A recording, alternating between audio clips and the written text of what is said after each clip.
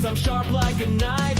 Small time streamer, no fame, no crown, but my voice is my own, I won't back down. I guess I'm too raw, too rough, too plain, but I'm spitting my heart, not chasing some game. No corporate leash, no puppet on strings. I'm free in my words, the truth that I bring. No big channel shine, no glitter, no fakes. Minimal effort, just me and my taste. I'm speaking the truth, let the whole world know. Small time streamer, but that's how I roll. Do my words hit hard, give the system the chills. Minimal effort, no budget, no frills. I'm carving my path, let the fire erupt. Small time dreamer with a voice that's enough.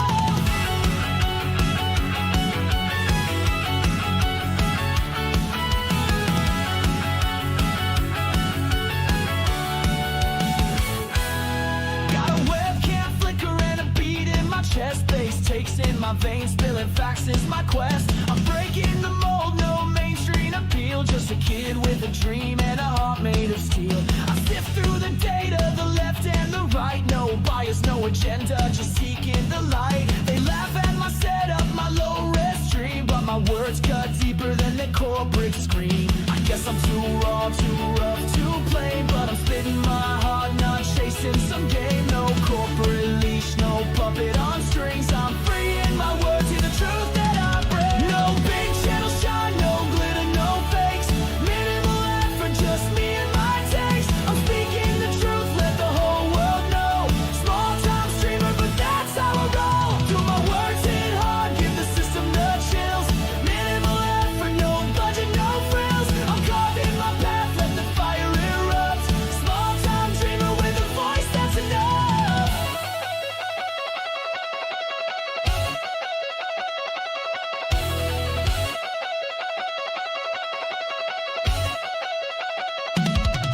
I'm the spark in the dark, the glitch in the code.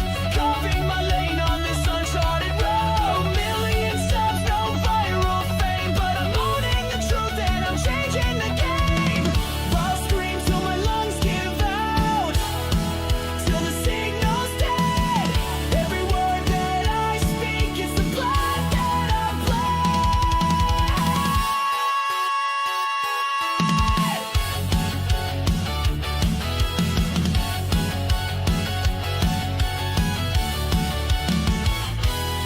No big channel shine, no glitter, no fakes. Minimal effort, just me and my takes. I'm speaking the truth, let the whole world know. Small time streamer, but that's how I roll. Do my words hit hard, give the system the chills. Minimal effort, no budget, no frills. I'm carving my path, let the fire erupt. Small time dreamer with a voice that's enough.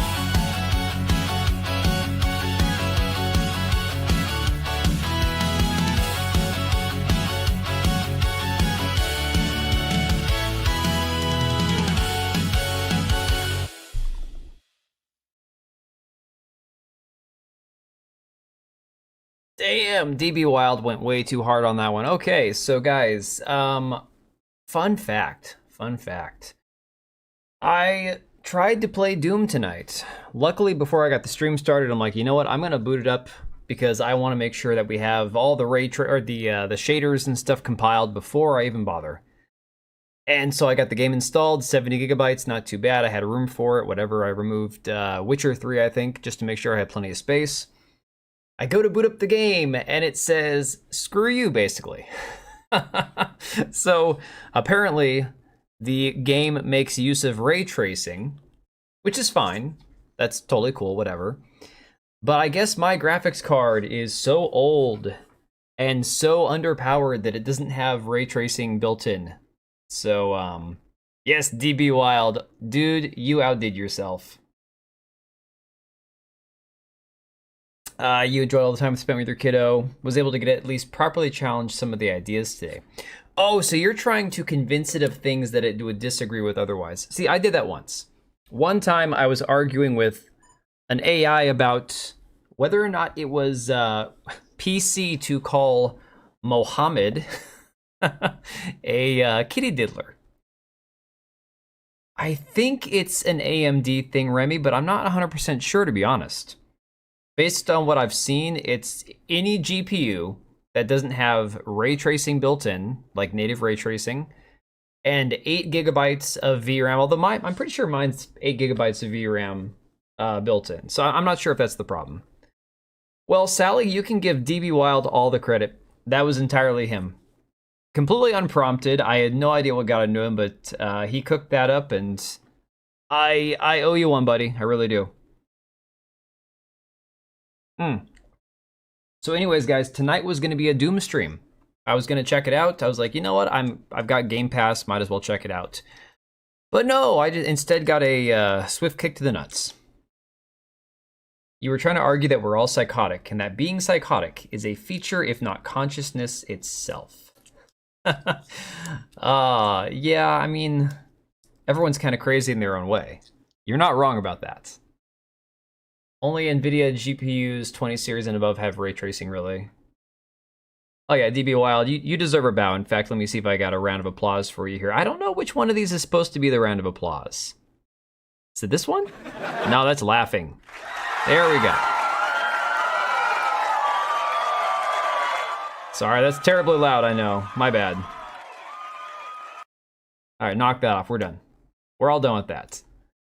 Valid arguments, but still noise. Yeah, no, I mean, it really... It couldn't distinguish the difference between why it's not okay to pick on certain religious figures or deities and others that it is. So...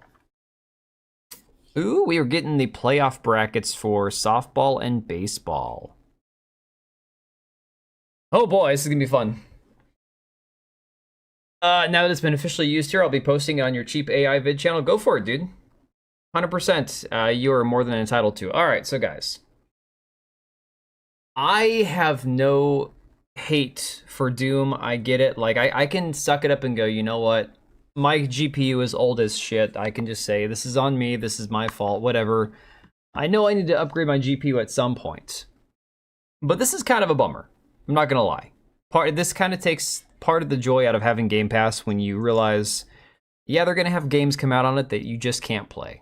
And it's not necessarily a hardware issue, because every game that I want, I can basically play any game I want to, because you just dial down the graphics, the shadows, the lighting, all that kind of stuff. No big deal there. But I don't think it's just me, because the game has had decent reviews. It's up to 85% now on Steam. It was at 75% 2 days ago when it first launched. But what I find really weird, okay guys, what I find really weird, look at these numbers. I don't know if you guys can see that because I got you on the little screen there. This is currently on Steam, okay? It's only got 22,000 people playing it right now on Steam, with a peak concurrent player count for the last 24 hours of 30,000 people. That seems insanely low. Requires a Series 2000 card. Yeah. You've heard people are having issues due to the ray tracing overheating the graphics cards. Oh, interesting. Well, I mean, look, at the end of the day, I don't have the money to spend on a graphics card right now. At least I certainly should be spending the money on it. But if my card went out tomorrow, I'd have to replace it. I have to have a PC for doing this shit, so... I mean, it is what it is. You didn't get it maybe on a sale. VRAM's lower than I'd think for the requirements. What I find funny, though, Remy, talking about this game, obviously wait for a sale if you can. This game and Clair Obscur, Expedition 33, both games that launched on Game Pass and Steam. One of these games is made by a AAA studio, backed by Microsoft, all this money pumped into it, and it's only got 30,000 people that have played it on Steam. That's really bad. Like, if we're being objectively honest, like, I have no hate towards the game. I'm not one of these people that looked at Doom and thought, oh, it's gonna be woke because it's got difficulty sliders. I never said any of that shit.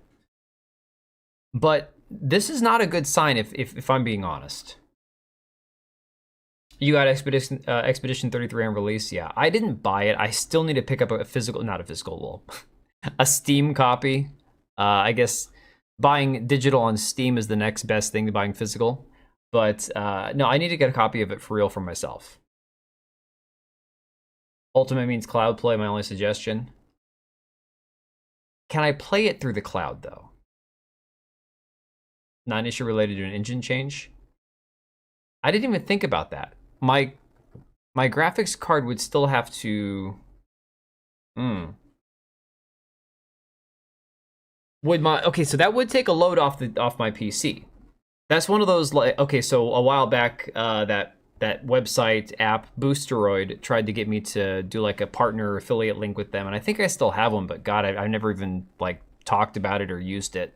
I tried using Boosteroid once because I think they're hosted in Ukraine, and so I was trying to play my games on my PC through Boosteroid just to give it a like test it out. And holy crap, I was dropping frames and everything was stuttering. It was a mess. So while it doesn't require your hardware to be anything significant, it does require internet connection and it uses your data, and that was just brutal. So it has cloud support. That would be an option. But then I'm basically streaming it, and that's going to use my internet up. And I do have an internet cap here, so either way, I'm still a little weirded out by the lack of players on this game. I think it's a bad sign either way. Keep in mind the drivers might be bugged. I mean, maybe, I don't know. It is what it is, though. Like I'm saying, at the end of the day, I really wanted to check it out. I'm really irritated now. It's not something where I'm gonna rush out tomorrow and buy a freaking graphics card. I need a graphics card. Like, don't get me wrong, it's something I need to purchase anyways. It just wasn't something that I was gonna purchase right this very minute, especially not for this game. Not naming the problem company as far as drivers, but they are releasing bad drivers.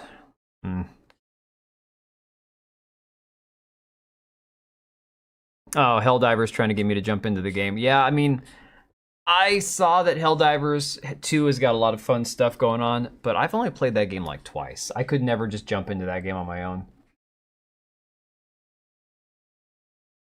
All right, let me see what else there is to bring up. I know we were going to go over a lot of this Thomas Mahler stuff.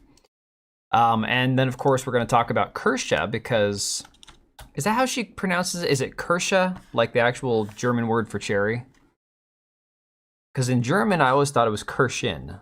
Like Kirschenbaum would be cherry tree in German.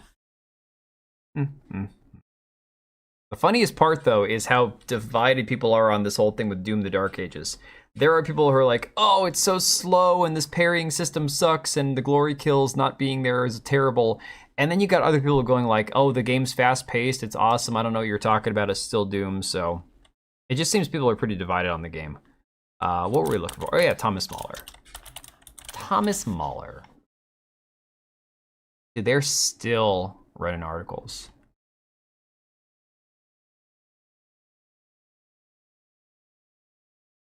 Should maybe be clear they're training me, which is why I'm not naming them. Oh, interesting. Okay, Susanna, no worries, man. No worries.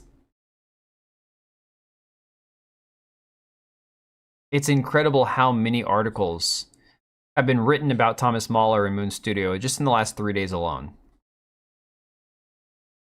Which kind of goes to his point. I'll bring it up in a second. Where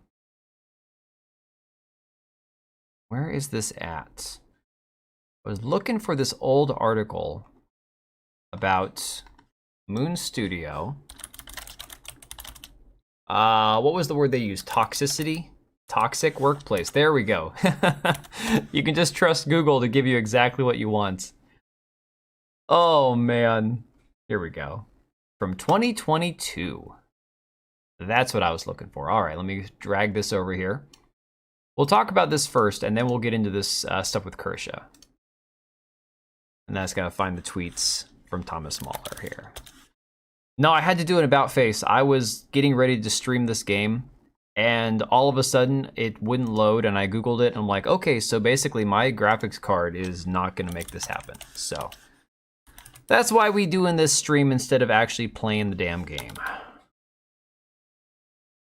Where the hell's Thomas Mahler at? Aging Thomas Mahler, where are you? There we go.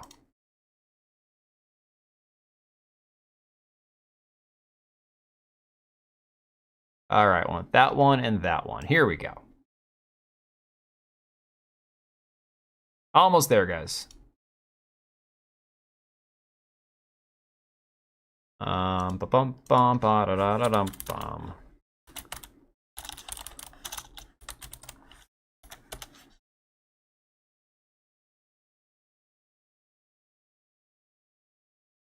Oh yes, in this Insider Gaming article, this is the one I wanted also.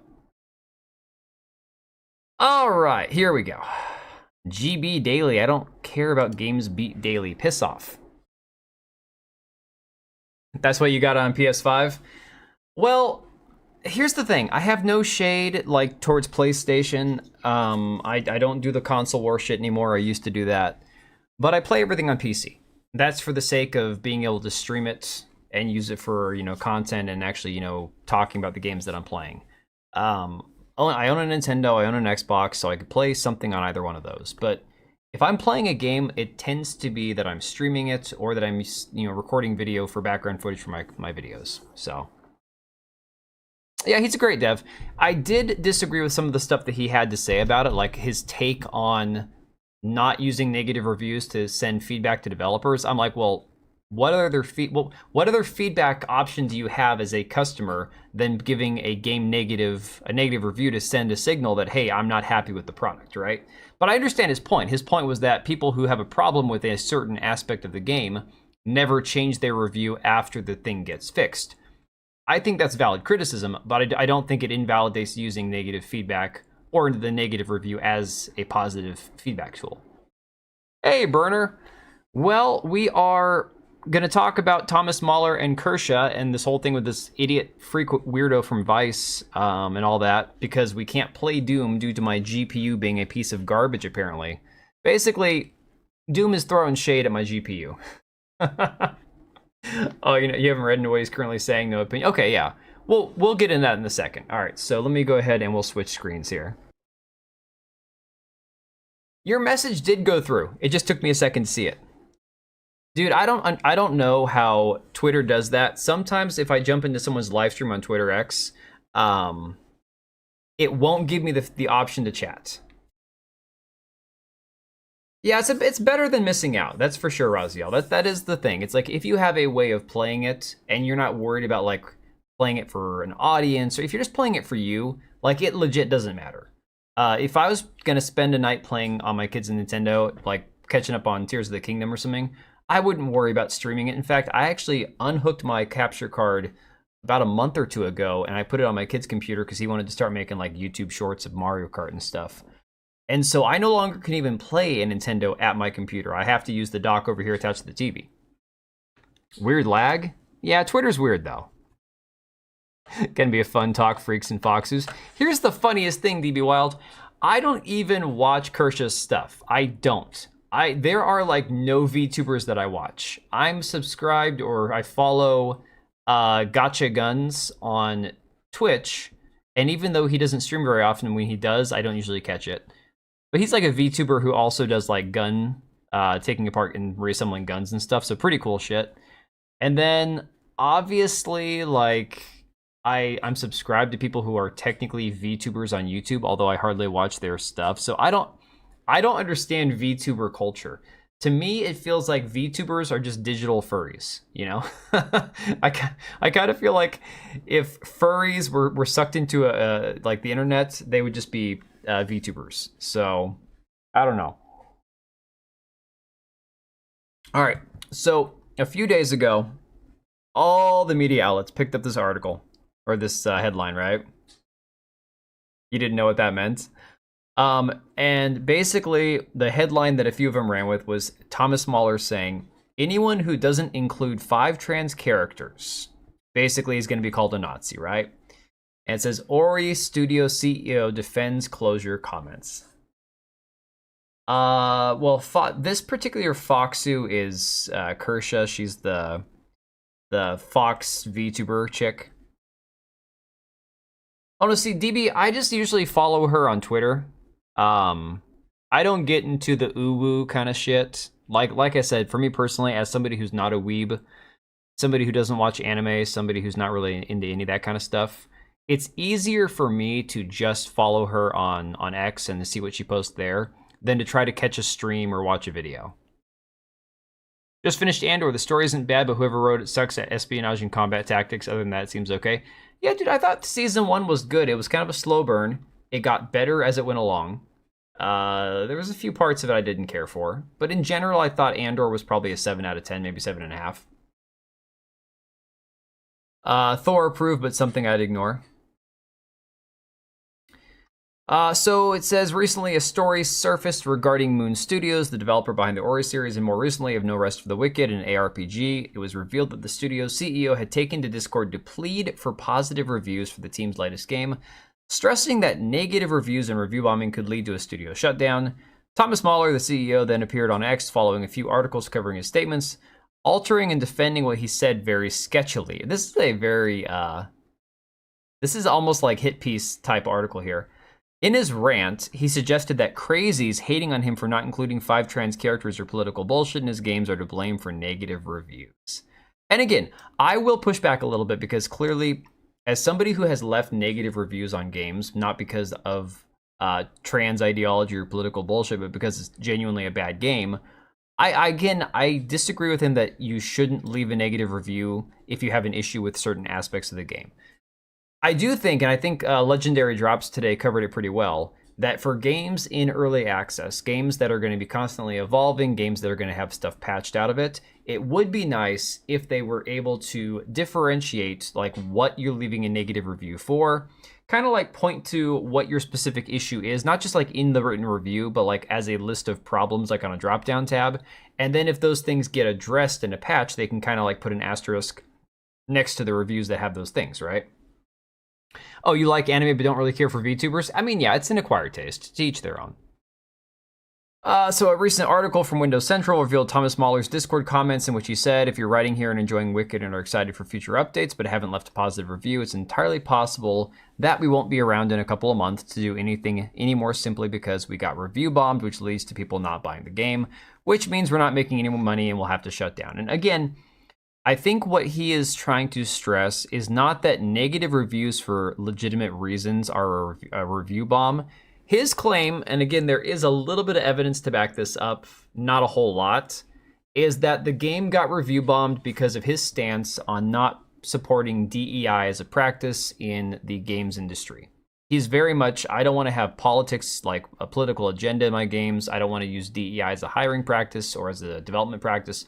I just want to make good games, be it whatever the story is. And that kind of put a target on his back. There's been a handful of developers. Again, Matt Kark over at Saber Interactive from Space Marine 2. You've got Marek Tominsky over at CI Games. You've got, of course, Thomas Mahler here over at Moon Studios. There's a few guys who have spoken out and said, you know what, we're not going to be dealing with this shit. We're just going to make good games. You're missing context, but you get why Thomas might be saying what he's saying in the quotes. He's getting at what happens on Steam and how Steam functions. It's about the system in place. Yeah, exactly. So I agree with him. And again, he actually talked to Legendary Drops in an interview. His point is simply what happens to those people who maybe, left a review, forget about it. They go back and play the game after the patch. They enjoy it now. They never remember to go back and fix their negative review. They never switch it to positive, hardly ever, go back and edit. There are people who edit reviews. I have read plenty of edited reviews. So clearly people do it. But I think the vast majority probably don't. And so that was his concern, was when there's either a knee-jerk reaction where a developer says something that these people disagree with and then they do it in an actual review bomb, or it's just a lot of people complaining about legitimate problems in the game and they use negative feedback as a way of telling the developer, you need to fix these things. Very many of them don't go back later on and change their review to a positive, I think is the issue there. False correlation problem doesn't actually mean it's false. Yeah, exactly.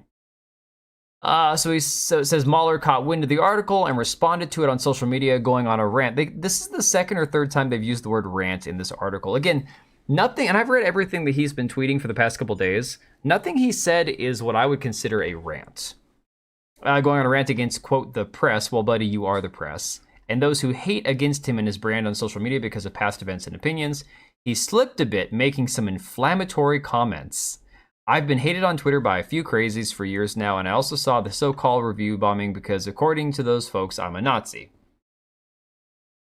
I guess people liked your review. You can't review it again until you play it again. Is it locked? Like, is your review locked and you can't edit it? These days, apparently anyone who doesn't include 5 trans characters in their game and doesn't let products be influenced by political bullshit's a Nazi. What a world we live in. When the Russia-Ukraine war broke out, and I replied on Twitter saying that Moon Studios would not be taking a public stance because we're a video game company, not a journalistic outlet. The next day, a threat letter with a picture of Putin was taped to my office door, full of insults from top to bottom. He explained his earlier comments, suggesting he was asking players who enjoyed No Rest for the Wicked to leave a positive review and nothing further. He also mentioned that Moon Studios is not in immediate financial danger and that the studio's 90-person team is still trying to create masterpieces.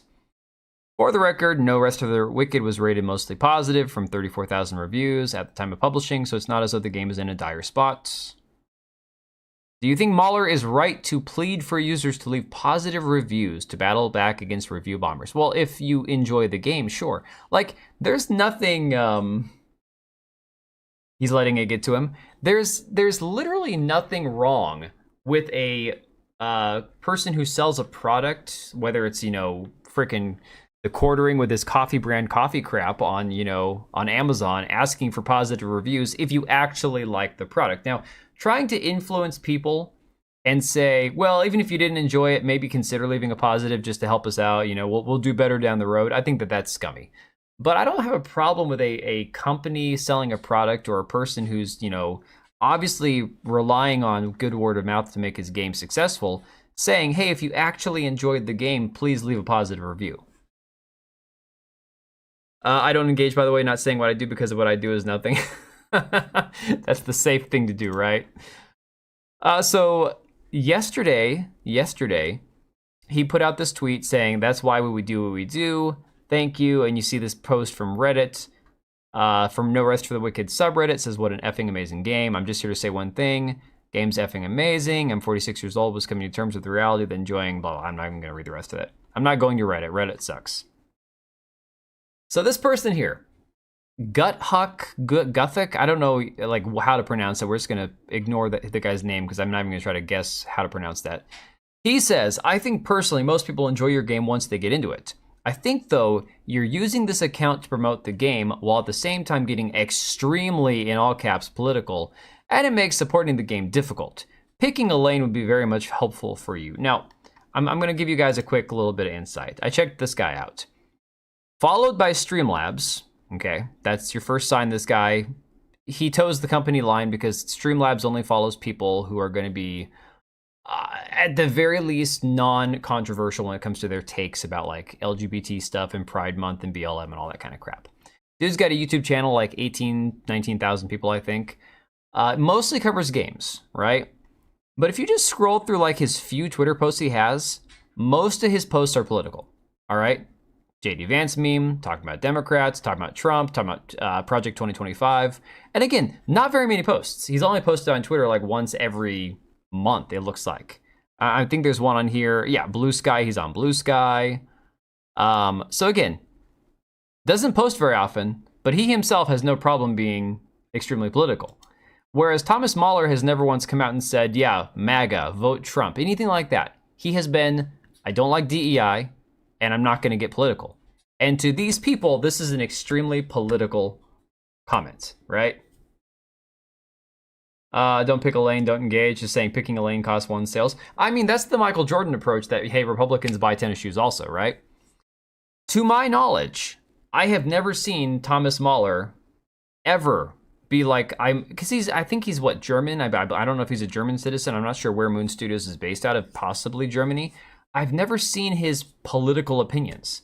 There are plenty of people who are not like Trump-loving right-wing activists who are opposed to DEI as a practice. So I'm not sure how that's even a quote-unquote political stance, right? So he says, I'm not trying to be political at all in any way whatsoever. I do not care about politics, and I don't want people to drag me into their political wars. This guy responded and said, well, then I would give you some solid advice to not say your game was review bombed because you didn't have 5 trans characters, but rather reviewed poorly because tutorial enemies had 5 times too much HP. You're alienating people entirely unprovoked, and it's strange.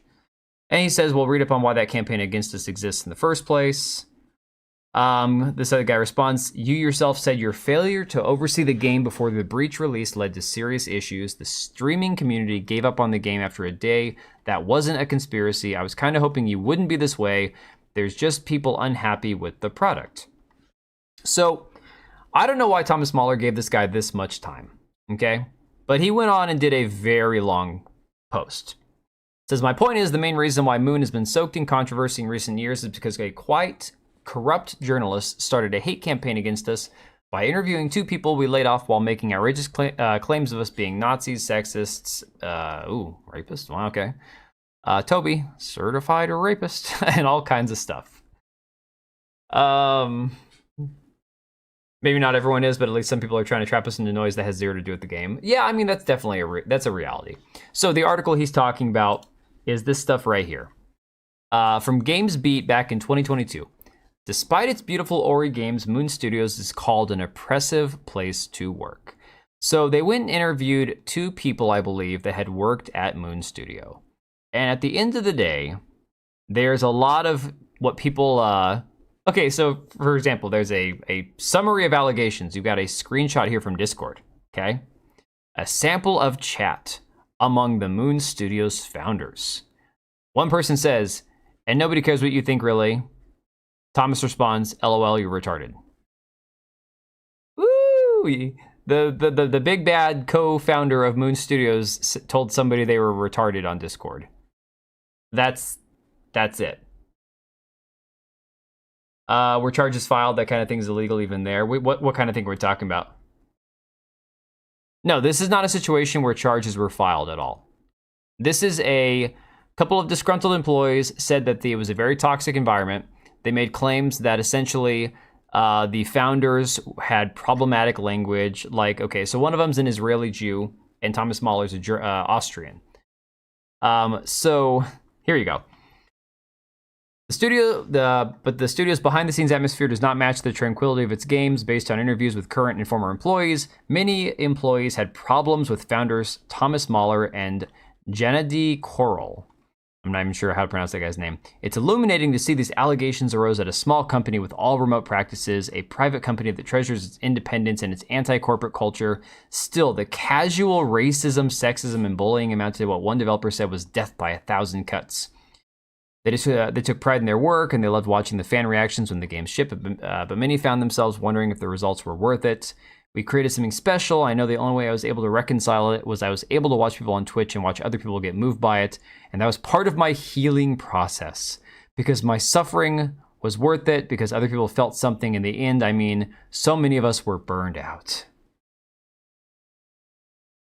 US take would be, were they convicted? Oh, we're talking about the... Convicted of what? I missed the part you're talking about. Moon developers told GamesBeat that they found the studio's culture oppressive. They alleged that the leaders used calls for an open and honest workplace as a pretense for abuse. The founders criticized the work of employees in public chats and were stingy with praise. So far, no one is suing or claiming unlawful behavior, but many workers are fed up. Mahler and Korol regularly made unprofessional and offensive comments. Tyler's the only person who's aware of my devious plans to kill the... Okay, so he made a WW2 joke, okay? Context of the conversation suggested that Mahler was truly making a joke, but it's alarming to think he felt safe and that it was appropriate to say such a thing in a company chat. One developer said the chat was rough because the founders felt free to make jokes about their dick sizes.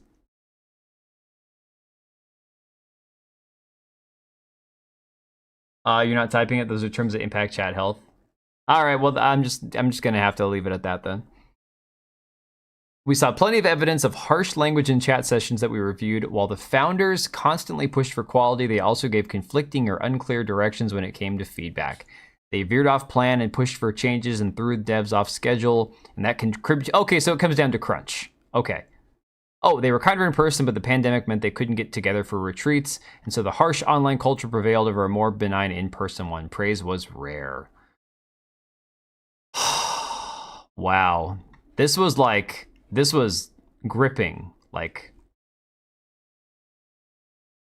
I'd get into trouble saying my D is out for Harambe. Yeah, you're not wrong. YouTube isn't always a lot of fun. So, okay, that's what he's addressing there, right? Let me see here. He says, for 12 years before that happened, you only heard positive things about Moon Studios, so quite convenient how we were suddenly portrayed as the scum of the earth.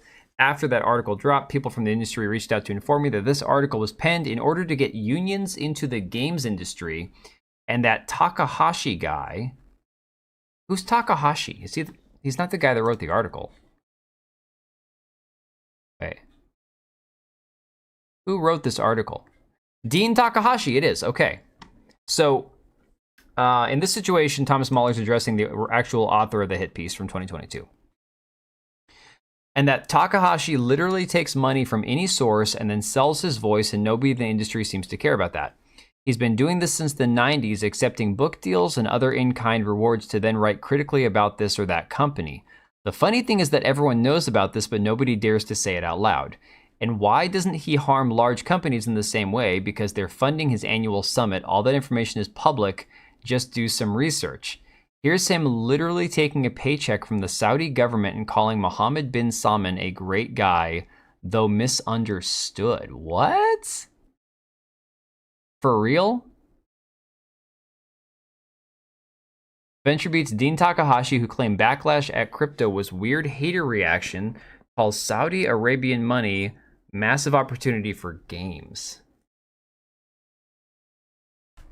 Saudi Arabia has a lot of challenges around human rights and has issues as a nation for sure. These big investments might distract people from those things.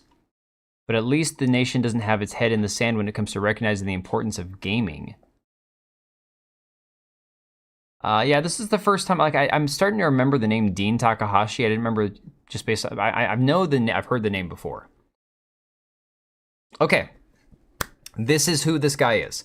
The man, the myth, the legend, Dean Takahashi, famous for playing Cuphead badly once, more importantly for publishing softball interviews with crypto investors where he called backlash weird hater reactions, or his consistent corporate apologia, framing Activision Blizzard's lawsuit for misconduct as a PR war that they were losing, or interviewing Bobby Kotick with the softest gloves he could find, calling the abuse scandal tough coverage, and straight up making a PR piece for Quantic Dream following their own misconduct allegations, with the added bonus of making shit up. And these are all highlighted, but I'm not going to click on every single article.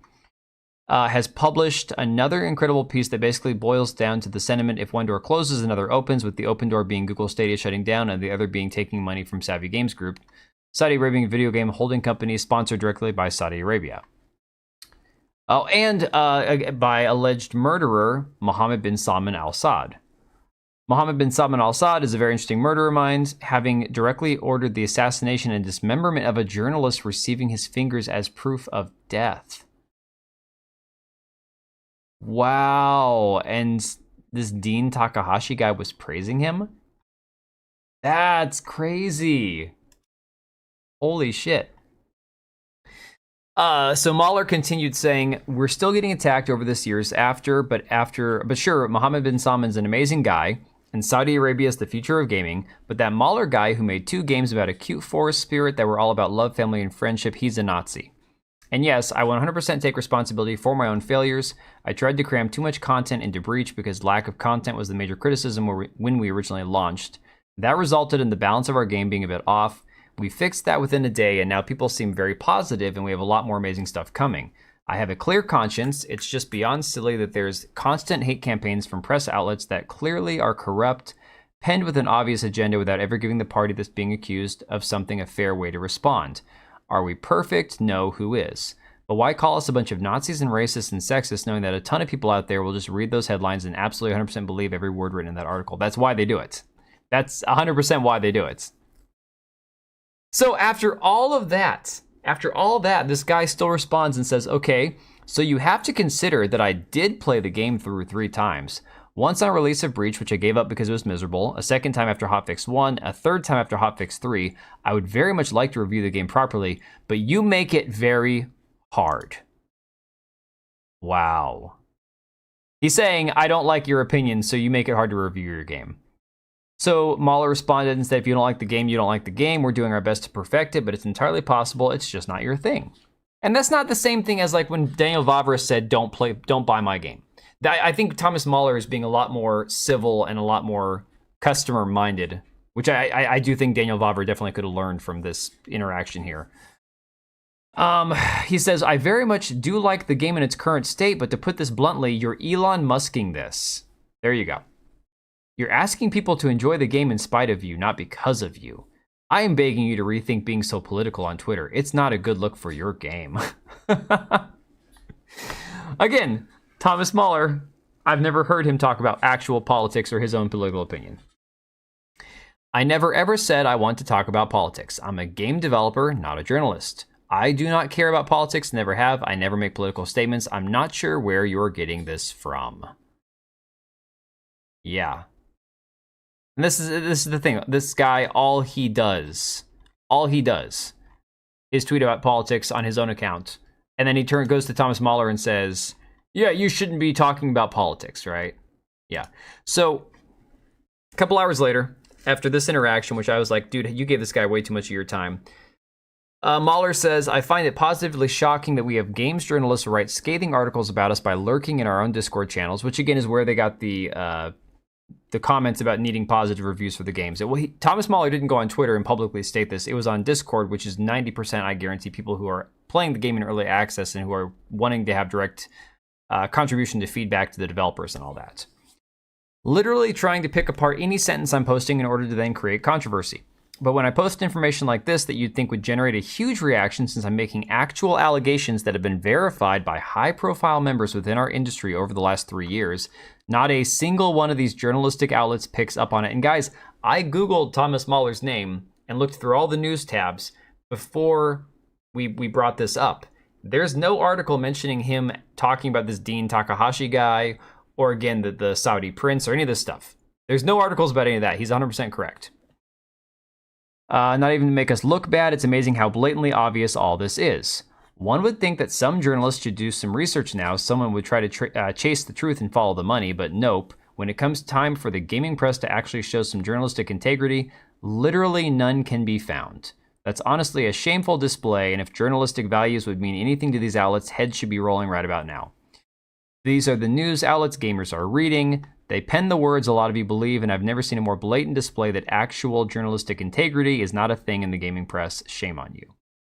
And this is, I think, a great tie-in to all this stuff about Vice and Kirsche and this Anna Valens freak and everything else. But yeah, down here I responded, I'm like, I regret to inform you that you just spent an hour arguing with a man who is never going to give you a fair chance to explain or defend yourself. Like, his feed is all Project 2025, Trump's a dictator hysteria. He doesn't care that you got political, it's that you had the quote-unquote wrong politics. And that's why I said before, it's not like Thomas Mahler has been spouting any sort of like right-wing political rhetoric. It's simply that he has been criticizing the implementation of DEI in gaming. So again, that's kind of where we are. He drops this massive response, and not a single outlet decides to cover anything he said in the last day and a half. So, not surprised, not shocked, although I think if I get some time this weekend, maybe I'll dive into that. Too busy during the day at work to even spend much time like digging through this shit on Twitter, but it would be interesting to look into all the stuff he's talked about with this Dean Takahashi and everything else, and just kind of like go down that rabbit hole. I haven't done a rabbit hole, like a deep dive, for a while. It would be a fun one to look into, especially given the fact that the guy's kind of a scumbag journalist. So, all right. That brings us, I think, to the main topic. The one that I know most people are enjoying the hell out of and talking about, and that's Kirsche. And I'm going to try to pronounce the E extra hard tonight because a lot of people were criticizing my video when I said Kirsche or Kirsche. I'm like, well, I don't know. I haven't spoken German in a long time. Okay, it's been a long time since I've taken German class. But she responded to all of this stuff, and if you don't know what I'm talking about, there's a freak, lunatic man who's convinced he's a woman over at Vice who has said and done a lot of really weird, disgusting things, and we'll get through some of that tonight, who has put 3 hit piece articles out on Vice talking about this VTuber Kirsche. And it's basically, you can't get a read on Mr. Dean. I'm going to have to look into it myself. I don't know. I like I said, other than I briefly recognized his name, and then when I found out about the whole Cuphead tutorial thing, it started to connect for me, but that's about the extent of it. But yeah, so this person, Anna Valens, put out these hit pieces on Kirsche saying that she was an alt-right, Nazi sympathizing, great, the white replacement conspiracy theorist believing, worst person imaginable, right? My opinion of Kratom. Who is Kratom? That one I'm not sure about. If that's somebody who's a VTuber, I don't know. I'm gonna be honest. Like I said, I follow Kirsche on Twitter because she has a lot of good deep dives that she does, but I don't watch any of them. Not my thing. Like I'll catch like a Rev Says Dezu like video once every week or so, maybe twice a week if I'm bored. That's about it. Who is Kratom? Let me see here.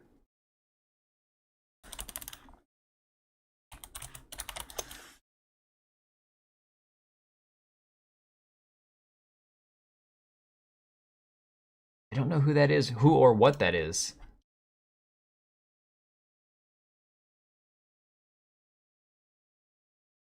Yeah, you'll have to give me more information than that because I don't know what that is.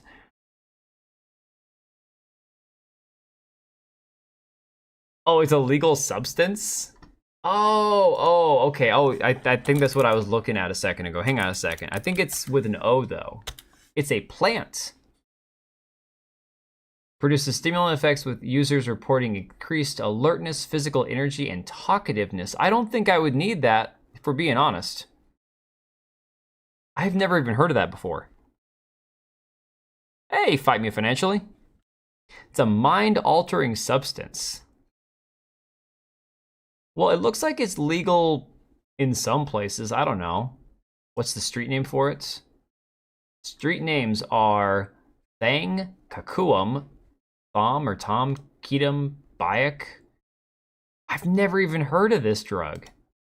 Granted, I don't spend much time thinking about drugs, but I've never even heard of this one. Crazy. If something real is going on that needs to be addressed, that is, yeah. No, I want to look into this stuff with Dean Takahashi now. Obviously, there's something there. He wouldn't just blurt that out if there wasn't something there. Don't wish to jump the gun into outright denying it just because I like Thomas. Crack it. Crat-a-tat-tat. That's a good one. Hang on, I'm gonna get some water. I'm all out of tea. Let me get my water.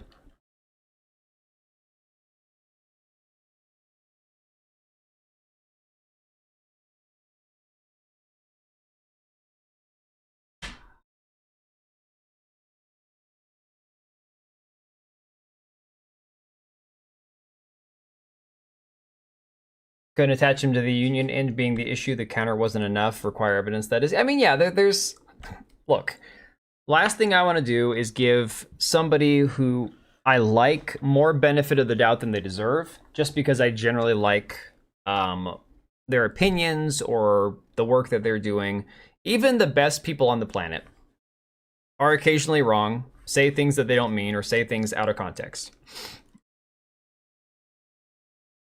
One of your drummers is doing 40/40 live? Oh my god. That's terrible. I don't think we're going to be listening to a video. Sometimes people we think are great aren't. Yeah, and sometimes the best people in life have the worst go of it for whatever reason, which sucks. I mean, like, I was saying, like, last week, the lead singer of Three Doors Down had, what, kidney cancer that spread to his lung or some shit like that. And he seems, for all intents and purposes, like a really nice guy. And it's like, and this is just one of those random things. And of course, it's the first year that I was ever going to see them in concert. And it's like, just the weirdest shit happens, you know?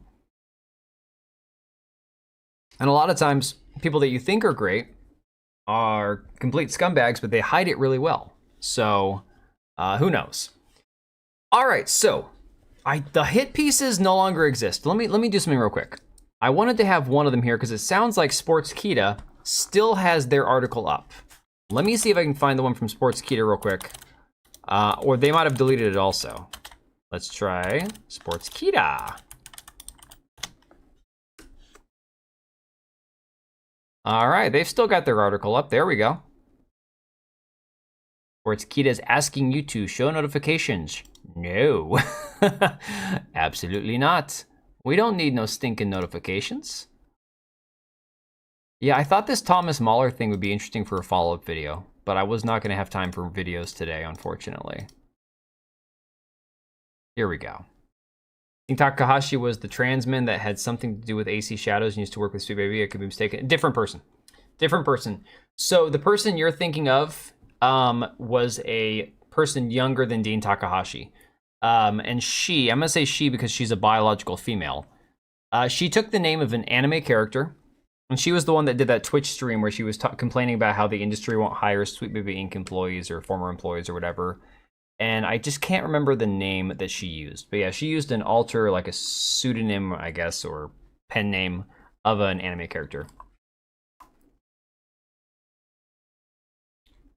You're saying it's worth looking into? I think it is too. Yeah. There's a reason why people keep saying don't meet your heroes. Yeah, Ghost, I mean, that's kind of like the Nick Rekieta thing in a nutshell, right? That was the funniest thing too, because I started watching Nick Rekieta right around the same time as I think the Kyle Rittenhouse trial. And so for me, I didn't have a whole lot of experience like with his backstory, like before he even got big on YouTube, right? So it's like, I didn't know anything about him. And then I started following him. He followed me back when I had like 100 followers on Twitter. Didn't even have like 100 subscribers on YouTube. And he seemed genuinely interesting, cool, different. Did I seen the Noir trailer? Yes, I did, but apparently they're copyright striking people, so we're not going to watch it on here. Not going there, not doing that. But yeah, I mean, and then Nick Rekieta had that entire swinger, polygamist, cult, cocaine-induced lifestyle come out, and I'm like, holy shit, like, I thought this guy was just like, you know, alcoholic, but fairly down to earth, like, wow. It was definitely it was shocking. Not that Nick Rekieta was a hero of mine, but I thought he seemed like an all right dude, if that makes sense, you know? I thought he seemed genuinely like a down to earth, decent guy, like whatever. All right. So here was the gist of the article that Vice has this person, this mentally ill, and I say mentally ill not only because the person's gender confused, but because the person is self-admittedly very, very sick. And we will get into the Anna Valens stuff, the author of the Vice hit piece, in a minute here, because Anna Valens has said and admitted to some really disgusting things. Burner, I think it's cool that it's something different. Did you ever watch Werewolf at Night, Werewolf by Night, or whatever, that Halloween special that Marvel put out a couple years ago? So in the middle of the MCU slump, in the middle of all these terrible MCU Disney Plus shows that were garbage, that were crap, there was that one special they put out, that black and white Werewolf Halloween special. Oh no, Burner, you're good. You know how we roll here, man. We bounce from topic to topic. I'm cool with it. But yeah, I thought that one thing was especially good because it was just something fresh and different. So I think the Spider-Man Noir thing, that could be really awesome if it's done right. I unfortunately, as much as I love Nicolas Cage, man, I grew up on Nicolas Cage movies my entire childhood. Like, I'm a big Nick Cage fan, right? Unfortunately, he's kind of a meme at this point. So I'm having a hard time thinking of Nicolas Cage in any movie where I'm going to try to take him seriously at all, you know? This isn't Full Out Fury. You were expecting something else but what was said? Are we talking about this article here, or are we talking about the Spider-Man thing? So here's what really kicked this off. Sportskeeda has this article. VTuber Kirsche goes viral for seemingly defending Shiloh Hendricks fundraiser after latter reportedly calls a child the N-word. Again, I'm on record as like the Playboy Bunny, sort of around the line but not crossing it. Yo, you were talking about Kirsche, yeah, no. Not even Nick Cage can save these Disney abominations. Yeah, probably not. I'm of the mind with this woman, Shiloh Hendricks. I understand why people donated. After the whole Carmelo Anthony thing, I get it. I get the crime statistics. I get per capita. I get the smoke alarm chirping. I get all of it, guys. Trust me, I understand that. I just am not giving this gal a dime. I'm not. You know, so many people rushed to give her money that she didn't need. And yes, money so she could move because she got doxxed. 100%, I agree. But I understand why people rush to defend and donate. I get it. Is she getting a dime out of my pocket? Absolutely not. So it says a clip from VTuber Kirsche's Twitch and YouTube stream from May 3rd, 2025 has garnered a lot of attention on social media after the streamer seemingly defended Shiloh Hendricks' fundraiser. What she said was, if the Carmelo Anthony fundraiser can exist, then hers should be allowed to exist as well. That's what Kirsche said. Okay, that's the super controversial take that she had. It says the VTuber called out the social media user, calling them hypocritical for wanting to shut down the charity drive because the same platform allowed the Carmelo Anthony fundraiser. She stated that they shouldn't shut down Hendrick's campaign, reasoning that the Minnesota resident's actions were much less serious than Anthony's, correct, who raised $500,000 through a similar fundraising campaign on GiveSendGo. Says the Bostonians against Mayor Wu unfortunately seems like a giant cuck. The fact that you can raise money for calling a 5-year-old the N-word is insane. Hope they shut down her campaign.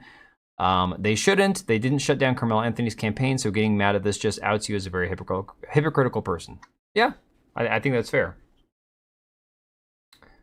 I won't either. I don't like donating because when you rush to help, you can trip on the truth. Yeah, and here's the thing, too. It's like people have said the child wasn't 5. We don't know that the child was autistic. The guy filming had allegations for assaulting a 16-year-old with a friend of his. Like, there's... Basically, I look at this and go, everybody involved, I don't care about any of them. Like, yeah, it's that lady. I don't care about any of them. I really don't.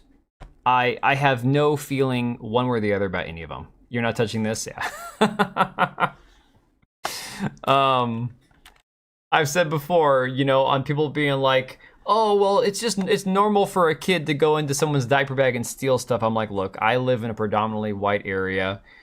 My wife and I, we've had diaper bags, we've had purses and bags and snack bags, and we've left them on benches at playgrounds and stuff. And never once have I had another child try to dig through my bag and steal out of it, okay? My kids are now all over the age of 10, officially. All of them. And none of them ever were left on a playground or unsupervised decided to go and try to steal stuff out of somebody else's bag. So, again, there's components to this that if we had to talk about it honestly, it would piss a lot of people off. But it is what it is. What the hell, I need that money? Dude, fight me financially, honestly. I feel that way every time I see all these stupid like Kickstarters, GoFundMes, GiveSendGos, all this shit.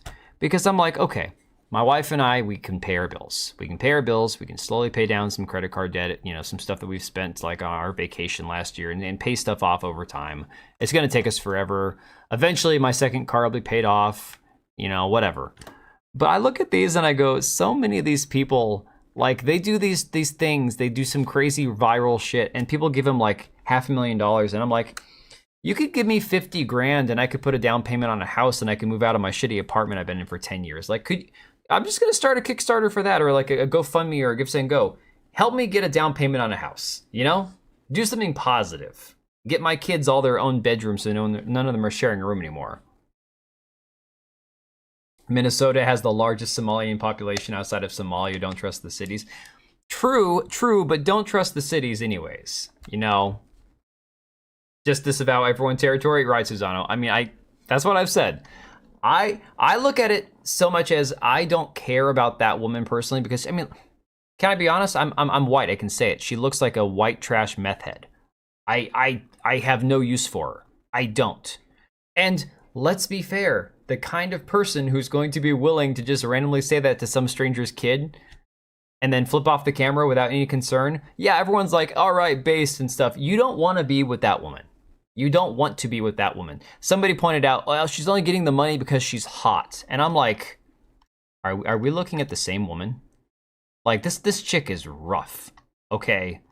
I swear to God, like, that's the kind of woman that these same guys have been making fun of online as, like, you know, probably having mixed race kids and being, she hit the wall and this and that. And it's like, no guy's going to touch her. But because she said this one word, now everyone's like, oh, she's my queen, you know? My ex looked just like Shiloh.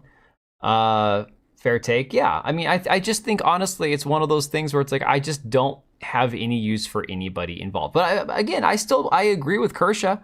Why can't she have a fundraiser? Why can't she have a GiveSendGo? Doesn't make any sense. If Carmelo Anthony can, why can't she? Streamer claimed people are tired of the two-tier justice system, seemed to insinuate that Shiloh Hendrick's usage of the N-word was just the consequence of where we are at now. You know, I agree. Younger and thicker, much better. Younger and thicker is always better. Her kids are actually white, though, so there's at least that. Well, Remy, you know what I'm saying. I'm not saying that her kids are mixed race. I'm saying is what you get typically with like the extreme, like the 22-year-olds who, I don't want to use the word incel because I think the word gets thrown around way too often, but the ones that would definitely be called that, who are always telling women, oh, you hit the wall, and then, you know, always freaking out about whether or not a woman has mixed race babies and this and that. And I'm like, personally, I don't care because I'm not going to marry any of them, so it's not my issue. She looks like one of those women that would be in that situation. She's covered in tattoos, but, you know, in this situation, she's like their based queen. You know what I'm saying? It's really funny. The hypocrisy, the minute she throws the N-word out there, it's like, oh my God, based. It's like, guys, you don't want her either. Come on. Kirsche said there are a lot of people tired of the two-tier system, and they start saying some crazy things and doing some crazy things. That doesn't make it okay, but it's just a consequence of where we're at now, unfortunately. I've heard Carl Benjamin say the exact same thing. I've said the exact same thing. It's not a crazy thing to say. The clip from Kirsche's broadcast, shared by N. Binted. Oh, we're going to talk about N. Binted. We're going to talk about this individual. Has gone viral, garnering over 2 million impressions within 2 days.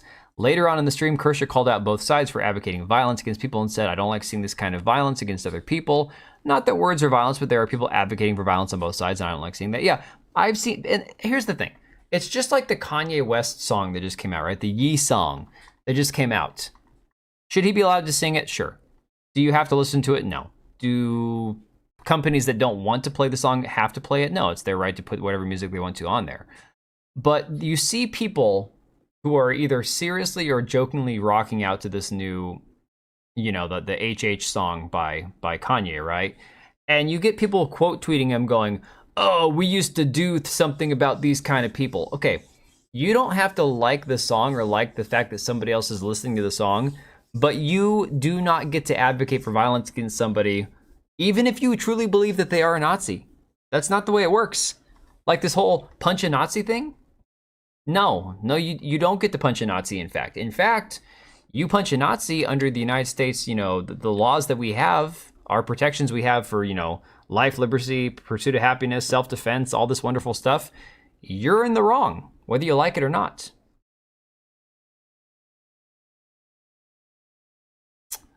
Let me see. You hear a lot of mean words in traffic. I got flipped off the other day in traffic, guys. I got legit flipped off from these two people in this old, like, this big Camaro that were trying to, like, run me off the road, and I'm just trying to merge onto the freeway.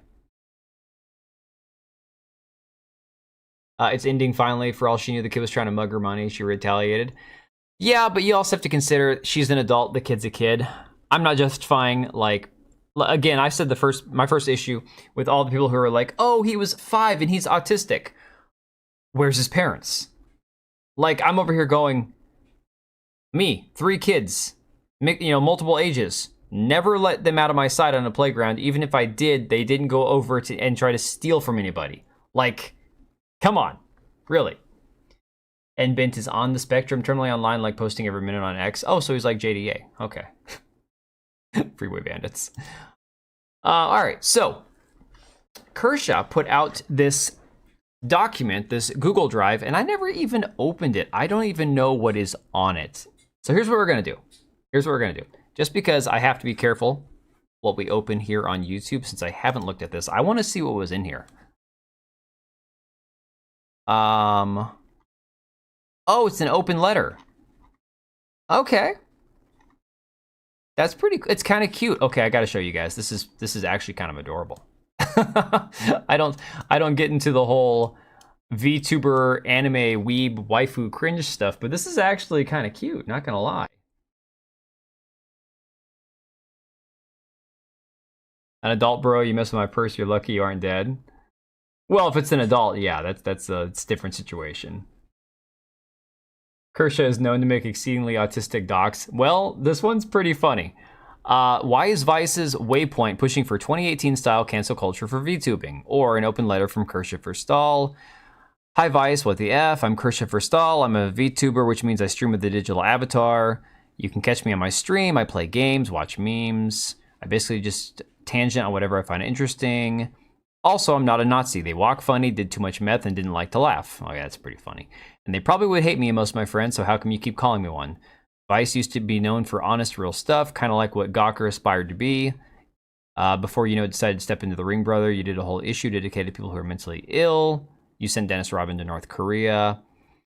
Starting about a month ago, Waypoint, which is one of your verticals, a quasi-independent outlet, a failed gaming news site that you're trying to revive, something most people don't even know exists. Either way, it started publishing articles about me saying I'm a bigot, a Nazi simp, and I'm responsible for all sorts of online harassment. It's completely untrue, of course, but why me? Why now? I'm an anime foxwoman. What could a once respectable news org want with me? Is it 2018 all over again? Is the Vice the PC police for VTubers? Yes. So again, Vice, what the F? Let me break it down. I know I've covered this in my past couple of streams, but Vice isn't a subscriber yet. She's at least funny. I got to give her that. Definitely a little autistic. Maybe if I tangent about their Colombian donkey effing video a few more times, they'll come around. I don't even want to know about that one. I really don't want to know about that one.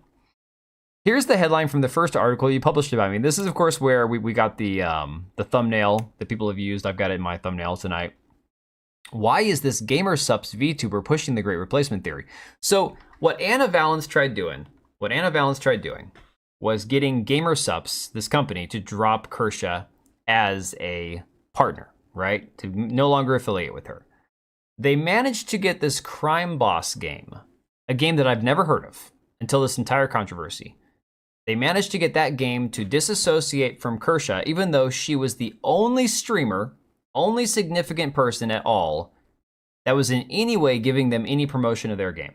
Completely dropped her like a bad habit, right? They were like, oh, well, we can't affiliate with her anymore. And it was all because these people, Bint and Anna Valens and all of them were like, why are you associating with this evil Nazi person, right?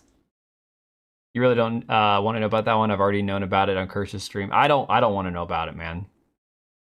It was the Crime Boss one. I never played it. I've never played it. Never even heard about it. Yeah, she's the sponsored person too. 100%, yep.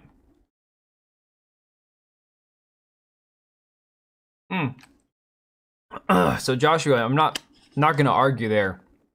Culture is a big issue.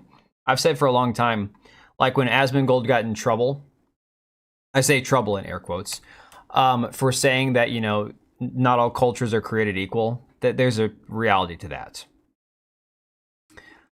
She says, not to brag or anything, but I have over 184,000 fans. You're accusing me of bigotry because one of my fans is a supposed Nazi. That's like saying McDonald's supports communism because Kim Jong-un likes Big Macs. Oh, that is funny. Not saying it's okay, but I understand why they would have dropped her. Well, it's a business issue if she's bad for the brand. But again, as you'll see, honestly, she was the only thing the brand had going for it. Because the minute that they did this, people stopped playing the game. People negative, like the review bombing. You want to talk about a review bomb? The game went from positive to, in 2 days, like massive drop in positive reviews. It went completely like inverted to negative. I've played it. The only reason I wanted to check it out on Steam was because Kirsche was streaming it. Yeah, like I said, because I don't watch Kirsche, I'd never even heard of the game. Let's see here. Rather than back up this outrageous accusation, the article starts by talking about my sponsor, GamerSups. However, GamerSups is in hot water with many VTuber fans due to the behavior of one particular creator working with the company. Mythic talents Kirsche Verstal, an anime fox girl with a knack for sharing alt-right talking points. Kirsche has landed herself in controversy after controversy online due to her right-wing beliefs. At this point, it begs the question whether GamerSups will one day pull the plug on the VTuber for good. Again, this is them quietly calling for her to be dropped as a sponsor, is what they're doing. Dropping my Doom review tonight. Hey, Quillpig, you missed the beginning where I can't play it. I know I posted that on Discord, so hopefully you're just like busting my chops here.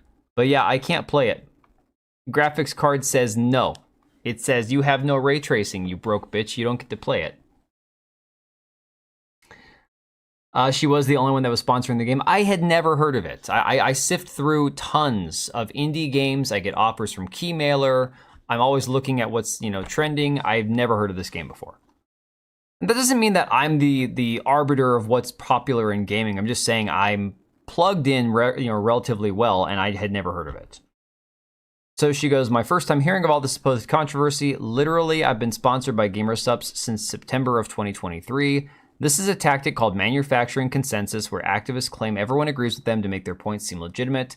Note that this paragraph does not cite a single source, but also it is true I've never hidden my political leanings and yet never heard of any controversy until the article started pretending there was one. Yeah, ray tracing kind of blows. She's well-read and decently able to reason. Well, Quillpig, you just described it right there. That makes her right-wing. Blue Dragon.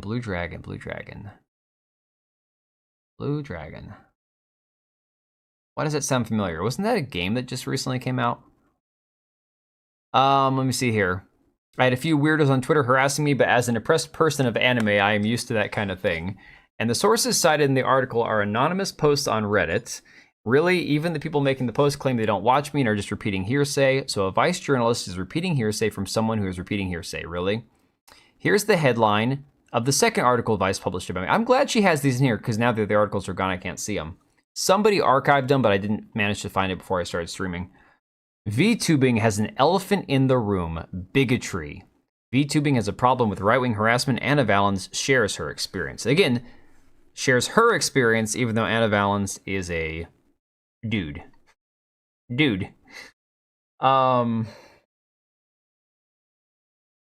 She writes like she reads a lot of Chomsky.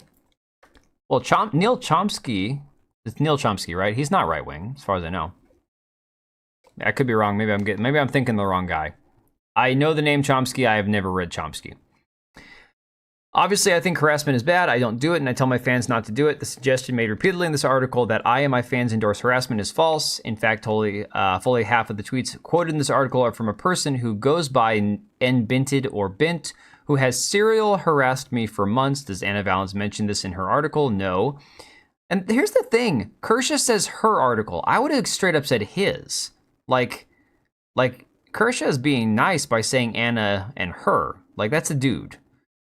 Do I have proof of this harassment, which I would have shared if Vice bothered to ask? Absolutely. Here are a couple of examples. Let me zoom back in here. Bint said, tuned into Ku Klux Kirsche's stream for a moment. She's taking a week off, was sulking about how much her mental health has suffered from being criticized for being a hateful, vindictive crackpot. I consider that a small victory. However, they want to twist it in their minds. I'm happy that shitty people who put up with the hey, you're just Twitter freaks front know that their life will be uncomfortable as long as they keep doing what they do. If they want peace, they can stop profiting off of others' pain. I don't indulge in this from a place of cruelty. I take joy in knowing that she's burdened by a hatred that should burden you in some form. If not from guilt, then from rightful consequences as minimal as people criticizing and making fun of you on Twitter. Kind of add low-key, set off a domino effect that led a sketchy VTuber sponsor to lose thousands of dollars on my resume. Oh my God, Binted is taking credit for her losing money. Now you have Vice deleting the articles. This Binted person better be really freaking careful. That's all I'm gonna say. I heard communist, yeah. That's why I knew the name. Noam Chomsky, yeah. You're talking about a beautiful slug that's toxic as hell? Oh, okay. The article doesn't talk about this. Instead, the article talks again about my sponsor, GamerSubs, and tries to make it seem like there's some sort of controversy brewing. Again, this is them. Yeah, that's damages, Remy. I'm like, if they're going to take credit for her losing money, yeah, that's like you're saying it blatantly saying I did this. This was me. If she lost money, I'm taking credit for it. If she wanted to go after him legally, I imagine she could. Instead, the article talks about my GamerSub sponsor. Original earlier this week, independent VTuber Rin Penrose announced the end of her partnership with gaming supplement company GamerSubs. According to Penrose, her decision came due to their association with creators whose views strongly conflict with my own. This is pathetic loser behavior. Can I just say right now, I only have 2 active affiliations I give any crap about. Meta PCs, because they're freaking awesome. Their computers are awesome. They're awesome people. Zach is awesome. And I personally own one of their computers now. They're cool guys, right? And Instant Gaming, because cheap video games, why not? That's it. Neither one of those has ever reached out to me to criticize anything I've said online. None of them have ever complained about any of like my memes I post, my shit posting, rude things I say. They don't care. So at the end of the day, they're going to affiliate with people who have different views about different things. And if you're not saying anything illegal, if you're not threatening somebody, if you're not advocating for completely like degenerate behavior, like beyond just being gross, but like, stuff with kids and all that, things that are illegal, why would you care who a company that you're affiliated with also sponsors or affiliates with? It's a company. It's about making money. This is like the most retarded take you could possibly have, Yeah, she could sue the F out of them, for real. Yeah, I don't know if it would actually go anywhere in court. But I mean, that person Bint admitted to being the reason that Kirsche is going to lose money. That's such a retarded thing to be openly admitting. Holy crap, these people have no common sense. Let me see here. Look, I love that GamerSub supports VTubers from every side of the political spectrum. That's one of the things that makes them such an amazing partner. Right. Okay, there you go. That and their awesome supplements. And then she crossed out, use code Kirsche for 10% off your GamerSubs. I mean, this is freaking funny. I'm not going to lie. This is actually really funny the way she did this. I hope I continue to work with GamerSubs, but this effort to cancel me is successful. I have to wonder who's next. Third article. Waypoint Stands with Anna Valens, written by Dwayne Jenkins. Again, I agree harassment's bad. No one should do it. I don't do it. I tell my fans not to do it. Article says, everything she's going through, I'll sum it up. Anna's being attacked for simply asking questions about certain areas of the VTubing community, which she's an active part of. Oh boy. Don't be stupid in public. Romanian take. Oh, is that exclusive to Romanians? I know Americans, we can't seem to follow that shit. I read those articles pretty carefully. I don't see a lot of questions, mostly a lot of statements based on Reddit threads and other anonymous sources. This seems very targeted at me and why. I'm an anime Fox girl VTuber, your Vice, what the F. Also, this happened in the article. The time for games is over. Is irony just totally dead? We're still talking about VTubing, right? Anyway, not to be all you started it, but you literally started it. There was no controversy. No one apart from a few anonymous internet trolls, Vice quotes, in its articles, was butthurt about what I was doing or saying on my stream until you started writing articles calling me a Nazi. And now you're calling me a bully and saying it's time to start a war. This is 2018 style cancel culture, although it's cancer as well. Culture all over again, or is it VTubergate? Anyway, it's getting pretty tired. Someone says something you don't agree with, start saying they're controversial, name drop all the brands they work with, play the victim card, or rage tweet at them until their sponsors bail. This is the playbook used over and over again. Anyway, if we're just asking questions, I have one. How come in the middle of all this, Anna Valens is asking people to buy her gifts on Throne? Surely this isn't just a big branding opportunity for someone who wants to become the definitive VTuber journo, right? I don't want to go to court over this, but you keep calling me a Nazi and keep calling for my sponsors to drop me. What else am I supposed to do? Seriously, Vice, is this what you want? You want to be the PC police for VTubers? On your front page right now, you have articles about crazy horny mud truckers and how cool it is to be a goth in Ukraine right now, but my stream is too controversial. I'm asking nicely. Oh god, I have to do it. Let me see if my voice mod is actually working, guys. Hang on. Is it this one? Hang on. Are we? Let me see if it's actually working. I don't know if it's working or not. I can see that it's moving, but I don't know if the voice mod's actually turned on. So I'm asking nicely. Ooh-woo?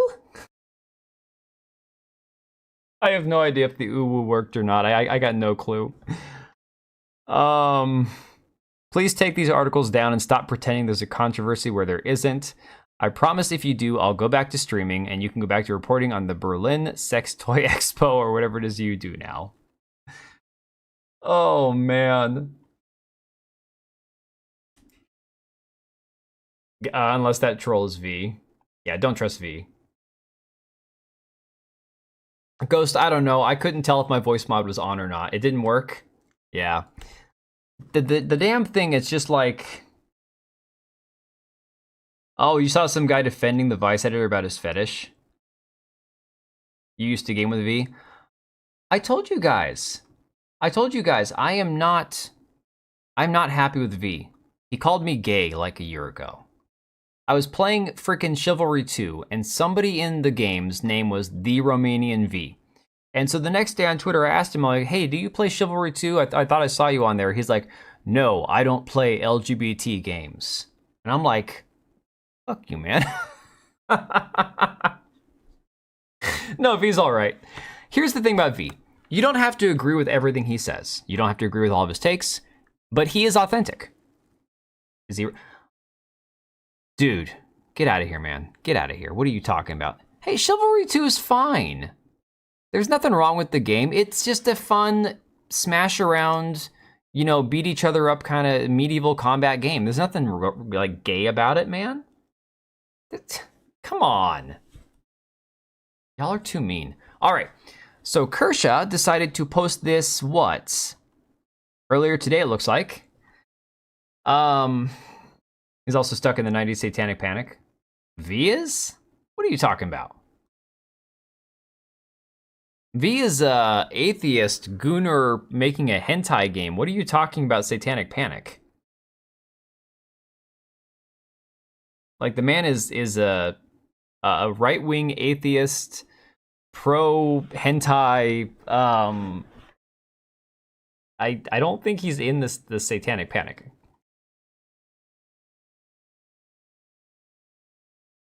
Now, I do understand that there are a lot of people who feel like the satanic panic was fake. You have no idea what he's on about these days? He just covers the same shit as a lot of people. All right, so Kirsche announced that Vice removed all 3 hit pieces. You cannot find them anymore on Vice's website. I'm glad they did the right thing instead of allowing a deranged ideologue to use their platform for the sole purpose of causing harm to people. And it gets better too, and I have these all out of order, unfortunately, because I just grabbed a bunch of stuff that I'd bookmarked throughout the course of the day. So I'm not sure if, let me see if I can find some of these. I want to save this one, the one I'm looking at right now, I'm saving until last, for sure. Let me see. Which one was this?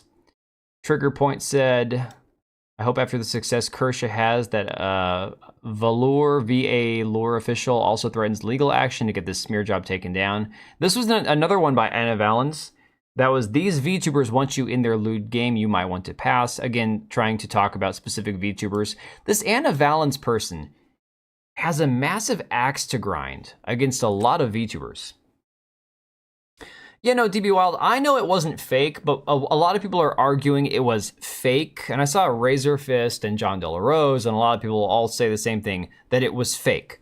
What they mean, without bluntly or like properly explaining, is that it was brought on by people like Tipper Gore, who got the right-wing religious people to freak out about things like Harry Potter, and it created this situation where you had a artificially created controversy that you basically provoked a extremist reaction from to make these people look like lunatics. That's what they're meaning when they say it was fake. Some of them actually, I think John De La Rose said it didn't happen, I think. I don't know. Yeah, man. No, my mom to this day still believes Harry Potter is satanic. Okay. Yeah.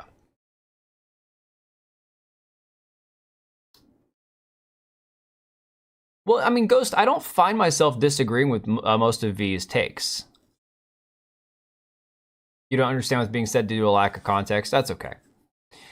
Let me see, what else have we got here? I think Smash had something. Glad Vice finally did the right thing after far too long. Those pieces were nothing but targeted smear jobs, Sportskeeda, and Stealth Optional. Stealth Optional, the epicenter of gaming and technology, powered by Gfinity Group. I've never even heard of this outlet. Need to follow suit and retract theirs. So apparently this Stealth Optional posted an article as well. Oh, this was interesting. Kirsche posted this also. AKA Philip Stephen Wythe, yeah. DB Wild, all I'm saying is this is what, again, Razor Fist and John De La Rose have been talking about in the past before I blocked JDA and moved on with my life. They were basically regurgitating the same story, these talking points, that it was orchestrated by a group of Democrats involved, like with Tipper Gore, to create this fake, artificial, outrage that they got then the extremist right-wingers to respond to. It's all it was. So, okay, she says, just a reminder what Anna Valens had to say about the first hit piece that they dropped on me. Now she says Anna is a they. Just call him a dude. He's a dude. Come on, Kirsche. Stop being nice. So this was on a Discord. I don't know who this Lilac person is, but your succubus is apparently Anna Valens. I don't know if Anna is going to write about Cinder. I think it's probably not something to write about, in my opinion. And then Anna responds and says, nah, 2 reasons. 1, I think it would look like trying to twist the knife on gamer subs. And 2, I don't want the impression that I'm ambulance chasing after all these creators and artists experiencing one of the most heartbreaking betrayals of their careers in public. Lilac responds and says, yeah, I had a feeling about that. It's smart. And Anna says, yeah, I want to do these VTuber pieces very carefully. If I have to call something out, call it out, then slink away. Oh, slimeball. Although I think I'll give it a break for a bit after this. This one was the second biggest story of my career, first being my public sex piece. Pretty effing crazy. Oh, they rejected him. Okay. That's why he's got the hate boner? Well, that would make sense then. Very interesting. Okay. This happened a few days ago. Trigger Point put this out here on Twitter. Multiple days after deleting it, the Crime Boss game seems to have brought back the Kirsche thread. So again, they had these threads about Kirsche and the situation. Lilith or Succubus, because Remy... Can I just say they're actual demons? Can I just say it? I don't know. Oh yeah, no, DB Wild, it was legitimately a thing. And I'm almost 40, so again, I was a kid on the tail end of it. But still, it was 100% a thing, you know? Lilith is some sort of feminist hero. Yeah, I don't know. But it is weird, right? It is weird that they identify with demons. Very strange. Then you got Binted here. Okay, this person that tried to claim responsibility for Kirsche losing thousands of dollars, right? I will be speaking on behalf of myself going forward, as I always have. Though there is some very obviously unfounded shit being said about Anna, and though I believed in the integrity and importance of the articles, I do not claim or defend everything she has said and done. Oh, so now you're going to distance yourself. That's very interesting. Trigger Point says, I speak for myself while also attributing every bad thing someone says to you to Kirsche. Nah, that's not how this is gonna work. A succubus. Of course it is. Of course it's a succubus. Why wouldn't it be, Ghost? Why wouldn't it be? Now, here's the thing. Because I'm not into Catholic, iconography and understanding a lot of like the mythology, the mythos created by the Catholic Church, which I do believe succubus and incubus were something that Catholics created, if I'm not mistaken. Again, I don't know. But the idea of them, at least. I always understood it as the incubus and succubus were able to change gender. So that the succubus would take like a seed from a man, and then as an incubus implant that back into a woman as a demon. But then I learned through doing some research last year that I guess that's always been 2 gendered demons. It's not one that changes gender. But I thought it would be kind of funny if it was one that changes gender, that would be something that the trans people would identify with. Just kind of a weird situation, right? You don't take anyone serious with an anime avatar? I mean, you don't consider mine an anime avatar, do you? It's just a chibi that my daughter drew. No, I know that succubus is the female version and that incubus is the male version, but I thought I remembered it as them actually being the same one, but they changed gender to appeal to different people, right? Not like the god Keck or whatever. Okay, so they are separate genders, right? Exactly. Let me see here. What else? We had some other good ones. It gets really gross. Let's see. Yes, Anna Valens hit pieces are down. Also, J Viper points out that the waypoint stands by Anna Valens statement is also gone, which is really funny. So apparently they don't stand by Anna Valens. Dude, this dude is going to be fired. Alyssa Mercante, who has been spurging out hardcore the last couple of days, she attacked 40K Empress, who didn't even tag her in anything, because she was comparing like fitness pictures of herself with Abby from Last of Us 2. And randomly unprovoked, Alyssa Mercante got on her Twitter account, was like shitting all over her for her physical appearance and stuff. In the middle of all this other stuff where she's spurging out about Kirsche as well. Kirsche has been spewing right-wing edgelord shit and suffering a rare consequence for it for quite some time, but because the chuds have goldfish memories, they're acting brand new. George Floyd jokes, white replacement nonsense, the work. Well, I'm going to say right now the white replacement thing is not nonsense. And George Floyd jokes, yeah, fentanyl Floyd, shut up, come at me, I don't care. Like for real, woman. You're still going to white knight George Floyd after all this, really? Okay. Hey, Patriot. Because even demons don't trans, think about that. It's beneath them. It's far beneath them. Yes, Alyssa should be busy putting the fries in the bag next to her buddy Anna Valens. Trigger point, ironically, God, your timing there was perfect, Ghost. This pinned tweet here that Trigger Point has on his account now, where to follow outside of Twitter, and put their link tree on here. So Anna Valens clearly is probably worried about no longer being on Twitter, not having a job anymore. Let's see. Grum says Vice forced to delete the hit pieces. Author Anna Valens shuts down her slander hate campaign. Crime Boss is reinstating the Kirsche thread. Yeah, I mean, it's pretty much everything happening all at once. Bent was still going at it apparently yesterday. Kirsche is on the public record saying immigrants are part of a demographic replacement program, making George Floyd jokes and calling trans women gynophilic males. I don't even know. I'm not even going to try to pronounce that word. Bullying journalists into silence does not make these disappear. Yeah, it does. No one cares, you retard. Oh, this was Bent on the 9th. It feels good to be a winner. Oh, holy shit, as of 9 hours ago, Savvy says that he's trending. 7,000 posts about Bent.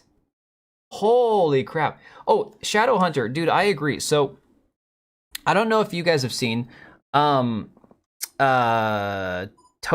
Mosty, whatever her name is. This is not me trying to be rude. I just don't remember what her actual username is. Toasty with the Mosty, I think. She's been going back and forth with Alyssa Mercante and a lot of her streams. Alyssa actually got her demonetized on YouTube, or at least was partially responsible for it seems. And I tried making the point, I'm like, look, I'm not like endorsing what Alyssa did, but unfortunately, it's gotten to the point where the only reason Alyssa Mercante is even relevant right now is because people still use her as a lolcow. Now, again, if you can use her as a lolcow and profit from it, that's great. More power to you.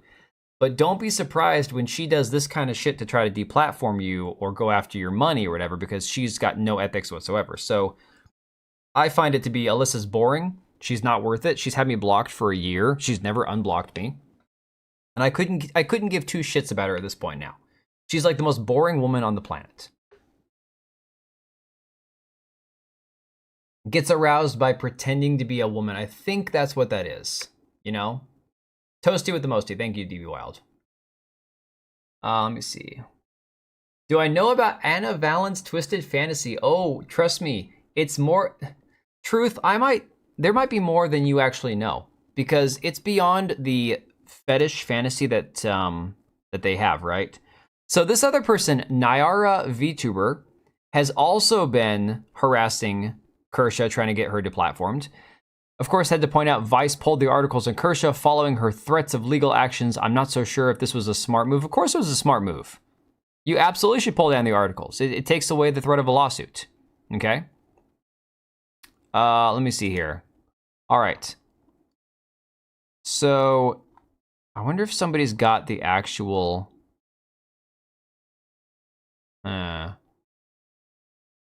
All right, well, just full context here. Let's just kind of full context. I'm sure a lot of you guys already know about Anna Valens and this person, this weirdo guy, because again, it is a man that pretends he's a woman. He has these weird fetish fantasies about breeding with heterosexual women, biological women, and of course forcing it on them on like farms and ranches and stuff. Okay, goes into detail on this audio tape, and it is the most disgusting, disturbing thing you would ever hear. This person's a complete freak, right? But that wasn't even the worst of it, as it turns out. Okay? Wasn't even the worst of it. So this tweet here, I think this might be the first one. This was the first one, so I'm going to give this guy credit for it, okay? Hiding the article could be considered malicious? No, Remy, because they did it after she asked them to remove it. Like, I would say that is, I think, honestly, I don't think that's them hiding evidence. I think that is them responding to her document that she dropped and reacting appropriately. If she's going to threaten legal action for the article, removing the article is the obvious response, I would say. The doc was the biggest bait I've seen in the whole hornet's nest. Went crazy, proof she rises. I mean, maybe that's it. Maybe in legal context, she could still go after them because the articles. But at least this makes it looks like an attempt by them to mitigate the damage. A retraction would be more correct. You're true. That's true. So maybe removing the articles and printing a retraction.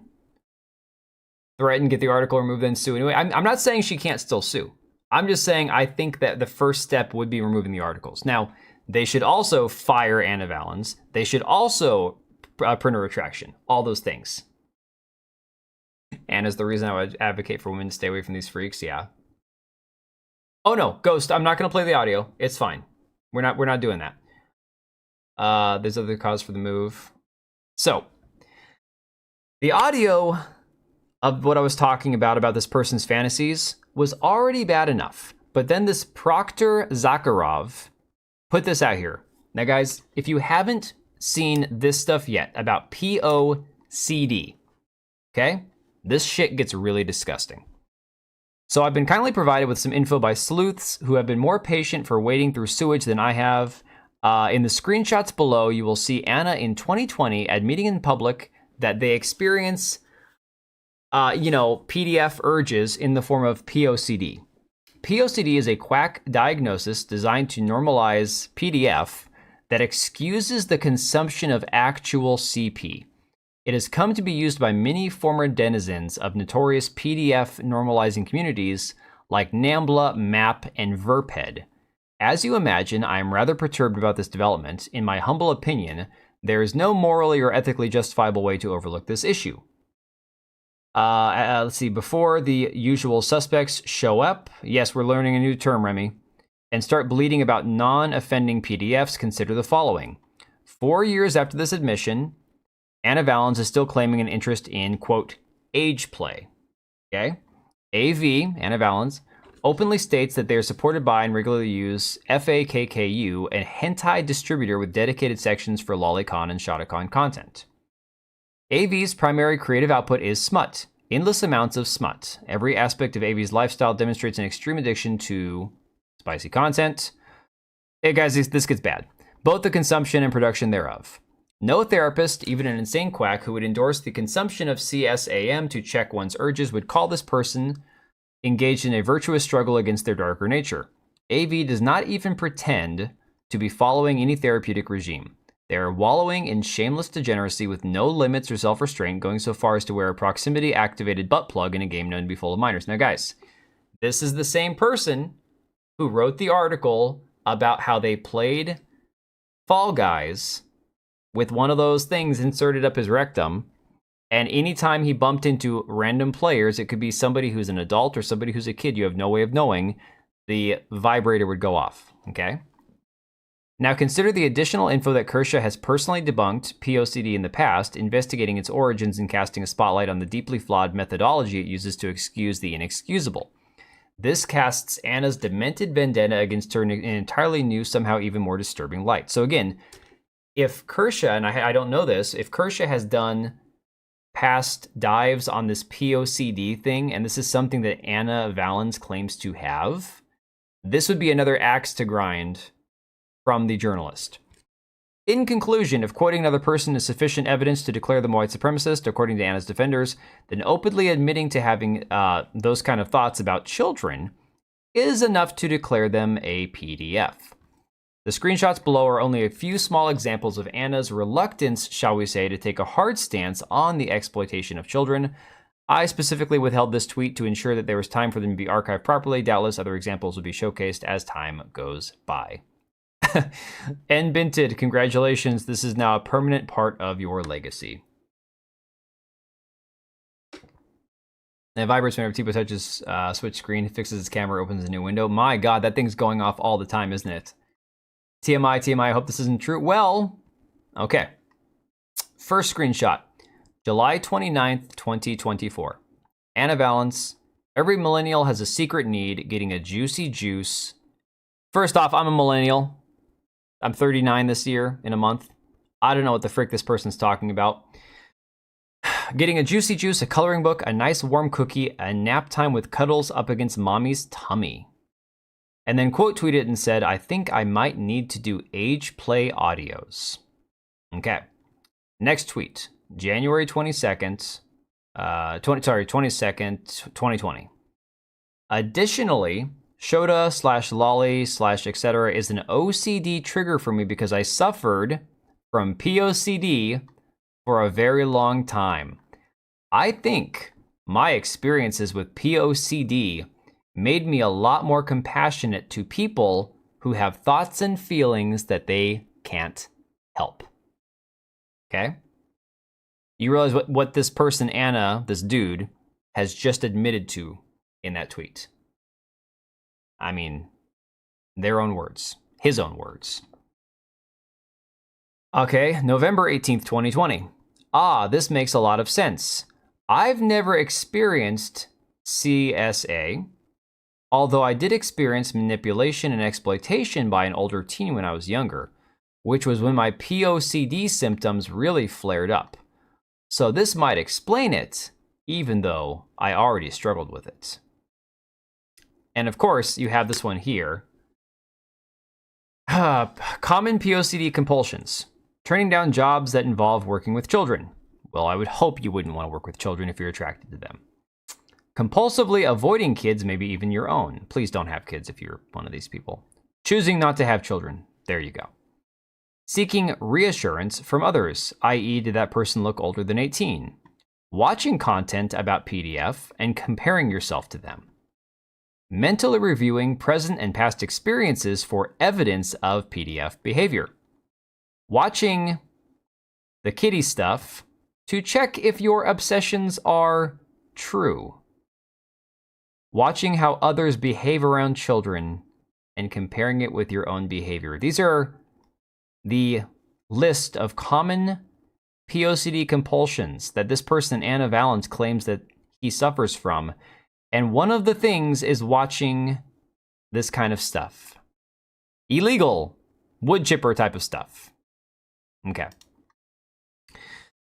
So, I need a break. Woo. Yeah, no, DB Wild, you're 100% accurate there. I'm John Locke on this, about to write a limitation on tolerance declaration. Yeah. It's like that dude from the documentary that dressed like a 6-year-old girl. It's so bad. It's so bad. Okay, so Madam Savvy says, I looked up these tweets and they're all real. He also writes non-consensual, forcible family fun fantasy. He played an online children's game where he knew kids would be interacting with other children, triggered the vibrator. Yes, we know that. So this guy who's constantly worried about harming kids writes his fantasies and plays the games to trigger his toy while playing with kids. She says, I want to make two things very clear. I seldom use fantasy and fiction as a way to profile someone. I actually support people being into whatever fiction they want as long as it's fiction. This is where Savvy and I would disagree. She is far more left-wing and degenerate than I could ever be. And I think at some point things cross the line, fiction or not, but again, agree to disagree. But his side does not. They celebrated No Mercy being banned, but not a peep about this man. It takes multiple red flags to decide if someone is truly unwell and should be ignored. I believe now that Anna Valance, aka Anal Violence, is actually one of those few who's a deranged lunatic without hyperbole. This is worse than listening to Meme Copium covering Chris Chan boinking his mom. Actually, you know the disgusting part? The whole Chris Chan thing with his mom, as disgusting as that is, wasn't as bad as this. It's not. It's really not. Yeah, well, I don't think anybody really thinks she's right-wing, Hook, if we're being fair. I certainly have never believed she's right. And that's the funny thing is, like, John De La Rose was all like, oh, they're fake grifting right-wingers. I'm like, well, first off, if anybody thinks she's right-wing, they're not paying attention. She's a libertarian, I would say, which they all tend to be more liberal. I will agree that there are some libertarian principles that I agree with in general, but I'm not a let everybody do whatever they want kind of, libertarian. Like I always say, I'm a conservative with a small L libertarian type. They call her a straight up Nazi, exactly, yeah. Again, recap. This dude fetishizes men who identify as trans, getting to have their way and cripple women in government breeding farms. Reduces women to breeders and thinks women want that. Admits in her article that he wrote and played an online game with kids with the plug. Claims himself to have thoughts of kids, real human children, because kids cannot consent, and therefore this is again forcing himself. Yeah, I don't think anybody really thought that she's right wing. I don't know. So this is the crowd who can't distinguish fantasy and reality. This is who is sick and disgusting. He expects us to find him the moral arbiter, all because he posted a blog on Vice. Kirsche makes edgy jokes. This man thinks about having his way with kids. Congrats, Crime Boss Game. This is who you listen to. Much like my previous encounter where it stopped being fun, this too has stopped being fun. This isn't just clowning on a man with questionable fetishes trying to be a moral arbiter. This is a sick freak who's unwell, who has made their life worse. If you search his account for drugs, he admits to relying on drugs and alcohol previously, which messed his mind up more likely. Depending on how hard the drugs were, I wonder if there are holes. This guy needs actual help, not a platform to cancel someone that he doesn't like. So again, even though Savvy is more of the libertarian left-wing type person, she's at least calling him a he. Like, Kirsche wouldn't even say he. At least Savvy's saying he. Nonpartisan? Yeah, I got that impression too. So here's one. All right, from 2020, for example, people with POCD are horrified about committing abuse. That's why they have POCD. They're scared to death about hurting other people. Replying to somebody else, this makes a lot of sense. I never experienced CSA. Okay, that was the tweet about the trigger. Another one from 2020. I guess they see her proportions as too narrow and her skin is too clear, which says a lot. I also suspect a lot of this obsessive compulsive in nature, probably talking about fictional characters, I would assume. As someone with OCD, sexual OCD is one of the most rampant forms, largely underdiagnosed. Also POCD. There's no such thing as sexual OCD. Is that Savvy there? Did somebody report him to the FBI? If not, they should.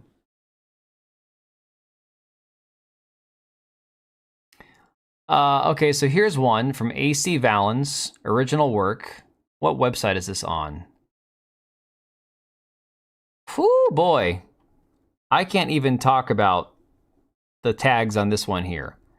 The voracious dragoness Violet, the Empress of Draconia, makes a considered agreement with her lover Calico. Violet will strike, and Calico will be rendered shrunken prey for her giantess lover.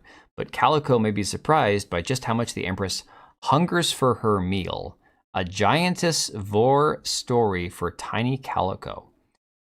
No archive warnings apply. Original female characters, fantasy, bondage, cages, shrinking giants, giantess, freeform, whatever the hell vor is. I don't think I want to know. Giantess, vor, dragoness, dragon, freeform, soft vor.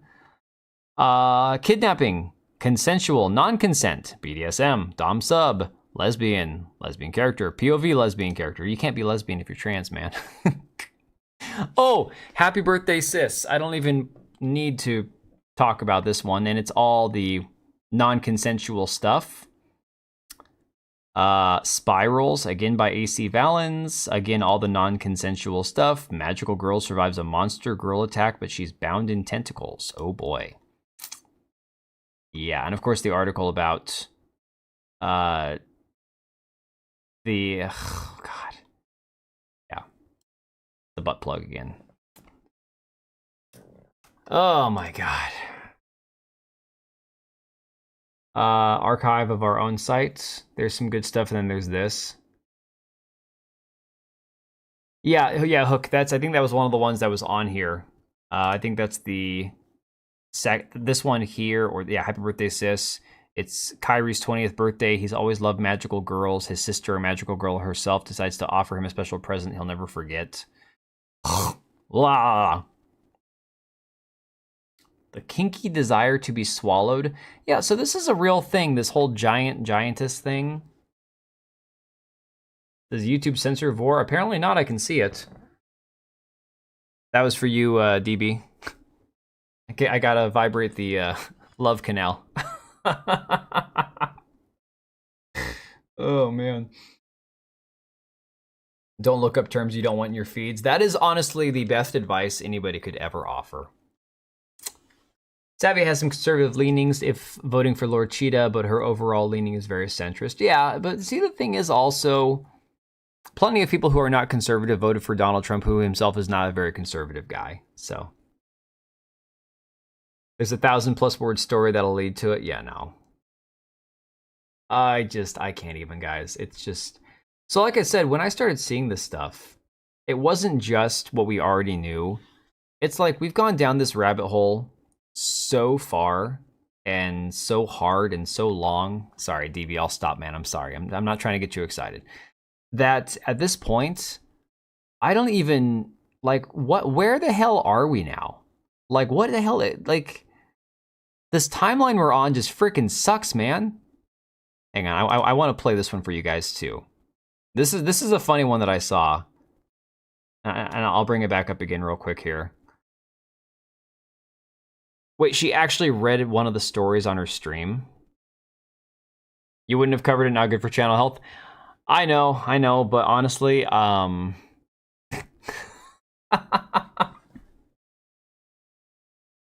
Kira went, I can't read this halfway through. That's saying something.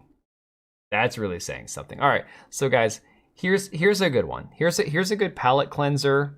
Something that is still on brand, on topic, but we can laugh at.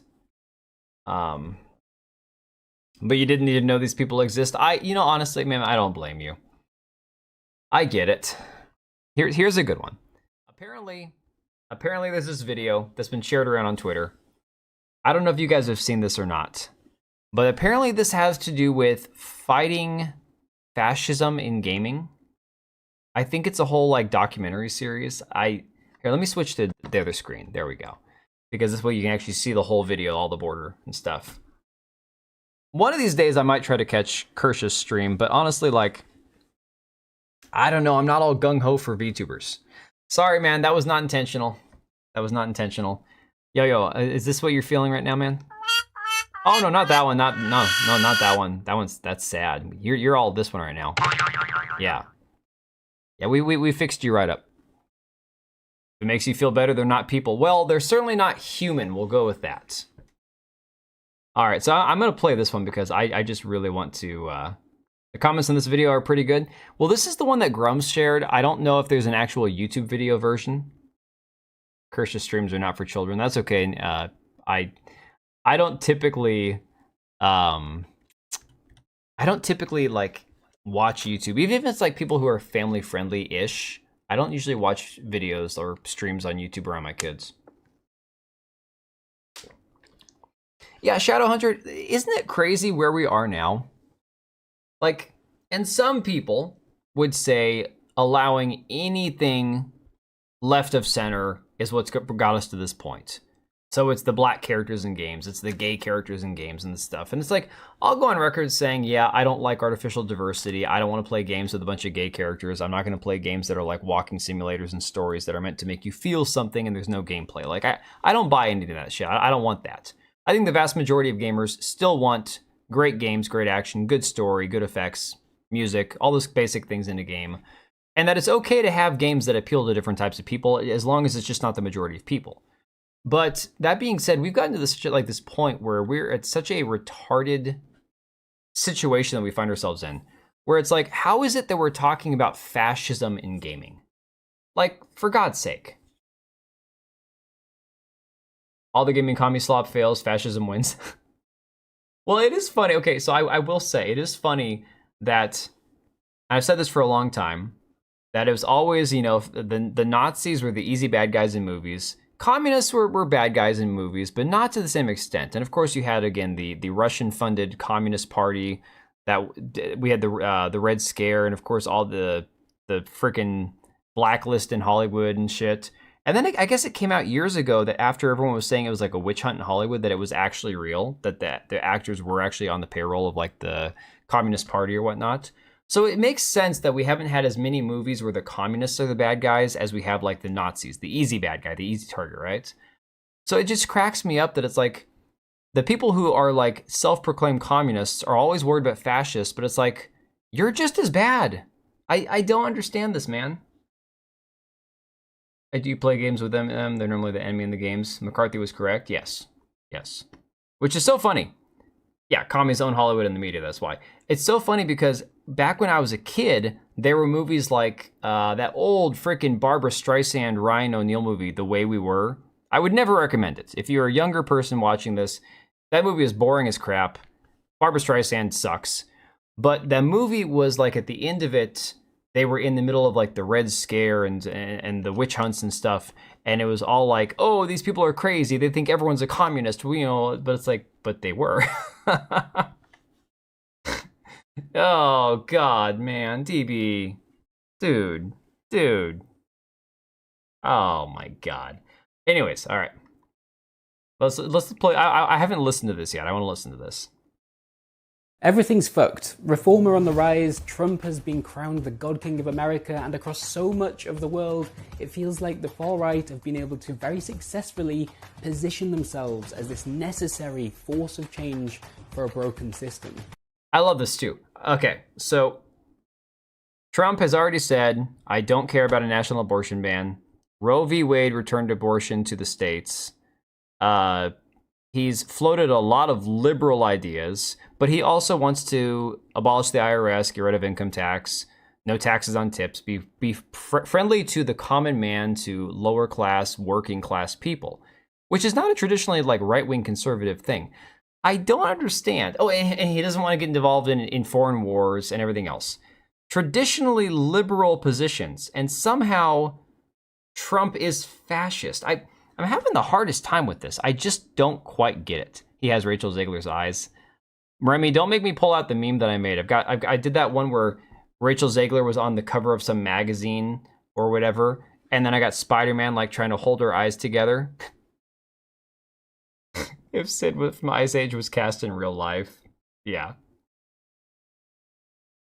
What Crime Boss devs did to Kirsche was rat behavior. They didn't even bother to reach out to her or her manager. Yeah. And the system is broken, that bit's absolutely true, but the promises made by the likes of Farage or Maloney or Le Pen are just false. The great barrier between us and a better world isn't immigrants, it's inequality. Oh, good God. As someone who lives in post-communist country, I can say that it sucks. And that's the thing, too. It's all these young American communists that are all like, oh, real communism's never been tried. And it's like, that's because everyone dies before it can reach fruition. It's all Lord of the Flies.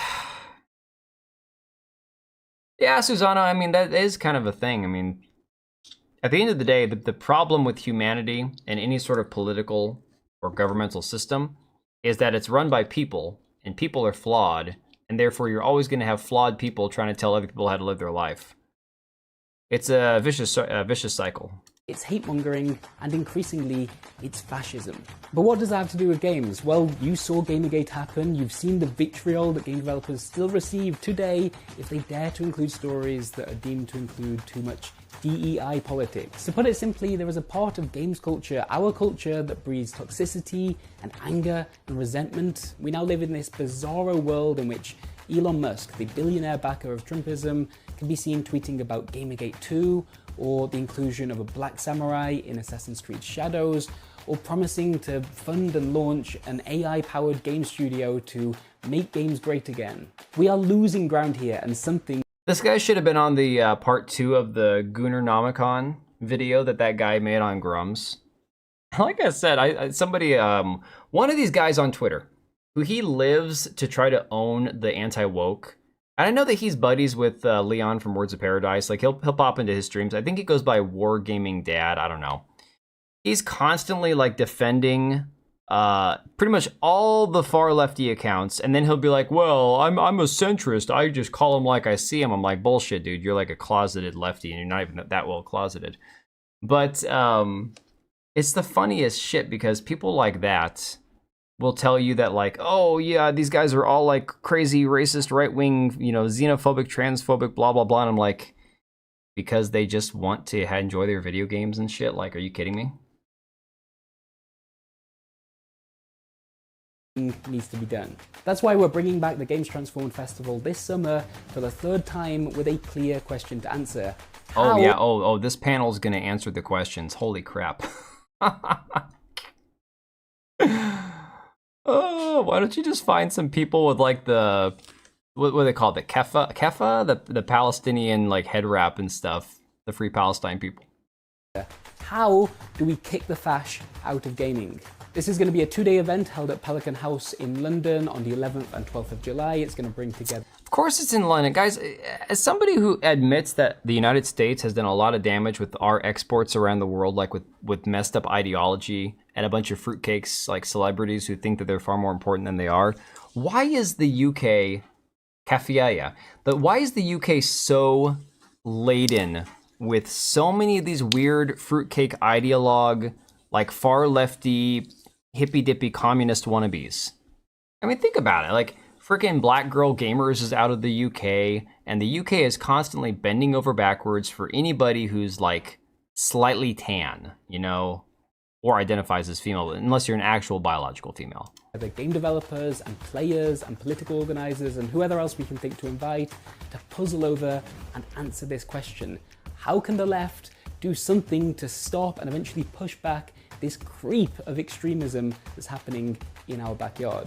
So your answer to what you view as extremism, which is just a natural pendulum swing of a culture that's fed up with the way things were going, and now it's going to overcorrect and eventually it'll kind of normalize and go back towards the center, is to try once again to force your left-wing viewpoints into it.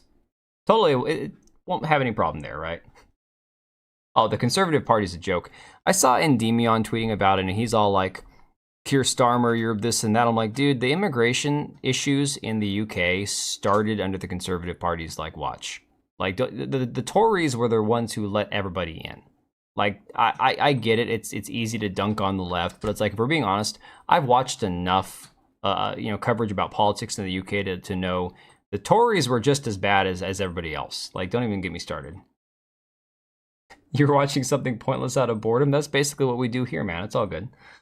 There'll be talks and panels, but also games to play and role-playing workshops designed to tease out lessons that we can then try and apply to this incredible hobby of ours. Tickets are now available online, and if you're watching this video on YouTube, you should find a link to that in the description below. The Fash are back, and now they know how to use Discord and stream on Twitch, and we should probably... The Fash are back. Oh my god. Okay. Again. Problem. If you truly believe that right-wing gamers using meme culture and mean words online are fascists, these are the same people that say punch a Nazi, right? Oh, it's okay to act out violence against real Nazis. All right, so you label somebody a Nazi, you label them a fascist, you then justify violence against them. This is just like, these people are retarded. Okay, so it was, yeah, wasn't it Tony Blair that started it? Yes, Blair and Bush. Oh yeah, no, Hook, I'm not saying that the Tories started it. I'm saying that they had control for a long time and they didn't do shit about it. Yeah, they continued it for sure. Walking on eggshells is what pushed people to start fighting back. Yeah. You don't think they mean right, left versus like what we mean by like right and left? I don't know. I mean, when they're throwing words out like bash the fash, you know, it's just it's hard to see otherwise. And man, this man's eyes are incredibly far apart. Like, holy God in heaven. Yeah, Tony Blair, he was a real piece of work. Hey, Lucia. Well, man, we just talked a bit about Thomas Mahler, Moon Studios, the hit pieces on him.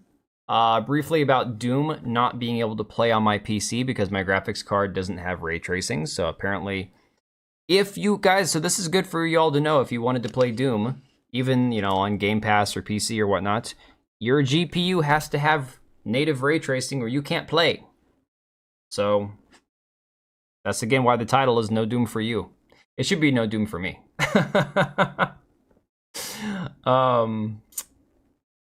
Oh, thanks, Cage. Appreciate it. You can't unsee the distance between his eyes now. I know, it's uncanny. It's crazy. Yeah, no, Oblivion, that's exactly what it is, and that's my point. You can't go around willy-nilly throwing words. Okay, it is also in the same vein as calling people groomers if they haven't actually done anything to groom somebody, and just blanketing everybody with a nasty term. It's like I've said before, I would be the last person to ever defend anybody who ever does anything to a child, like ever, of any type. But there is a distinction between a sick, creepy, weirdo pervert and somebody who's a legitimate PDF person, because there is an actual technical distinction between those. You can be a lecherous creep and not be a pedo. I'm just saying there's the distinction. One's an attraction to specifically children. That's all I'm saying. But yeah, again, words, when you start to use them too much and they no longer use meaning, it becomes pretty dangerous, because it's like we were saying, if you can justify calling anybody X, Y, or Z, and then you believe, well, this kind of person deserves to have violence done to them, it's kind of like the idea that black people think that a word, and we all know what word I'm talking about, per capita, no. It's like that if they hear a white person say a specific word, that they can then react violently. And I've said this before, I'll say it again. I don't care what somebody says. There is no legally justifiable physical action you can take against somebody over a word you don't like. And this is unfortunate for some people, but they can't comprehend this, that impulse control isn't there. But it's, yeah. Oh, NS is here. Hey, dude. Who is this streamer and why am I subscribed to him? And why did you gift 25 freaking memberships on Monday, man? Yeah, the legal system has supported their right to violence against words to an extent. In Charlottesville, there was a professor pointing guns at our guys and left off without charge. They used bike locks and nearly killed some people, and our guys got arrested defending. Yeah. Oh, dude, and I've seen people, have you guys seen those pictures coming out from those South African refugees that are showing up? And all these like lefty accounts are all like pointing to the one fat guy, the one fat white guy. And they're like, oh yeah, look at this immigrant, look how fat he is. And I'm like there aren't, I'm sorry. This is not racist, I promise. I'm gonna sound racist for a second, but it's not. A large percentage of Mexicans that have come to the US legally or illegally have greatly contributed to our obesity percentage, like our obesity rate in this country has been greatly increased by Mexicans. There's a lot of fat Mexicans, a lot of fat white people, a lot of fat black people. Just because you saw one fat white South African, everyone's like, oh yeah, he's really starving. Nobody said he was starving. They left South Africa because they were worried about getting murdered. Like, holy shit. In the UK, can't you be arrested for saying something mean? There's distinctions. You can be arrested for a meme. Cage, as I understand it, it's if you cause offense. No, NS, I'm not. In fact, I'm going to go to sleep pretty soon here. So don't start dropping gifted, please. Please save your money. But yes, as I understand it, the law is if you cause somebody offense, which again is so open for interpretation, it's not even funny, because in the UK, they don't have freedom of speech. That doesn't exist. Yeah, but the Boers are farmers. They're not going to be starving. Exactly. They're the ones growing the food. And yeah, population shifts do change the metrics, yes.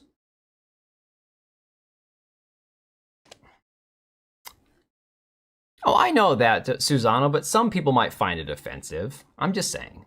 Sam Malia is in prison for 3 years for memes. Yeah, is he the guy that did the trans Nazi flag meme? And the woman arrested for praying inside her head.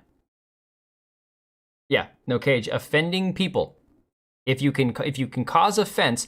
Did you see the one about the autistic girl? I watched this video. Teenager, autistic, got arrested because this lesbian cop with a butch haircut, this girl had a lesbian grandma, and she told this officer that she looked like her lesbian grandmother, and they arrested the girl for it. Okay.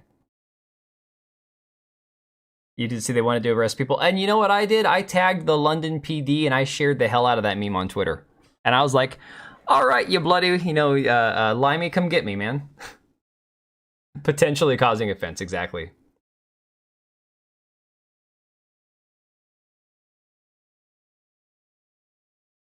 Yeah, we should probably start thinking about ways to deal with that. Start thinking about ways to deal with that. I'm going to be at the Games Transformed. If you can make it as well, I'll see you there. Tickets available at the link below. Just another freaking puff piece fluffing. Like, there's literally no reason for this convention to exist other than for people to make money.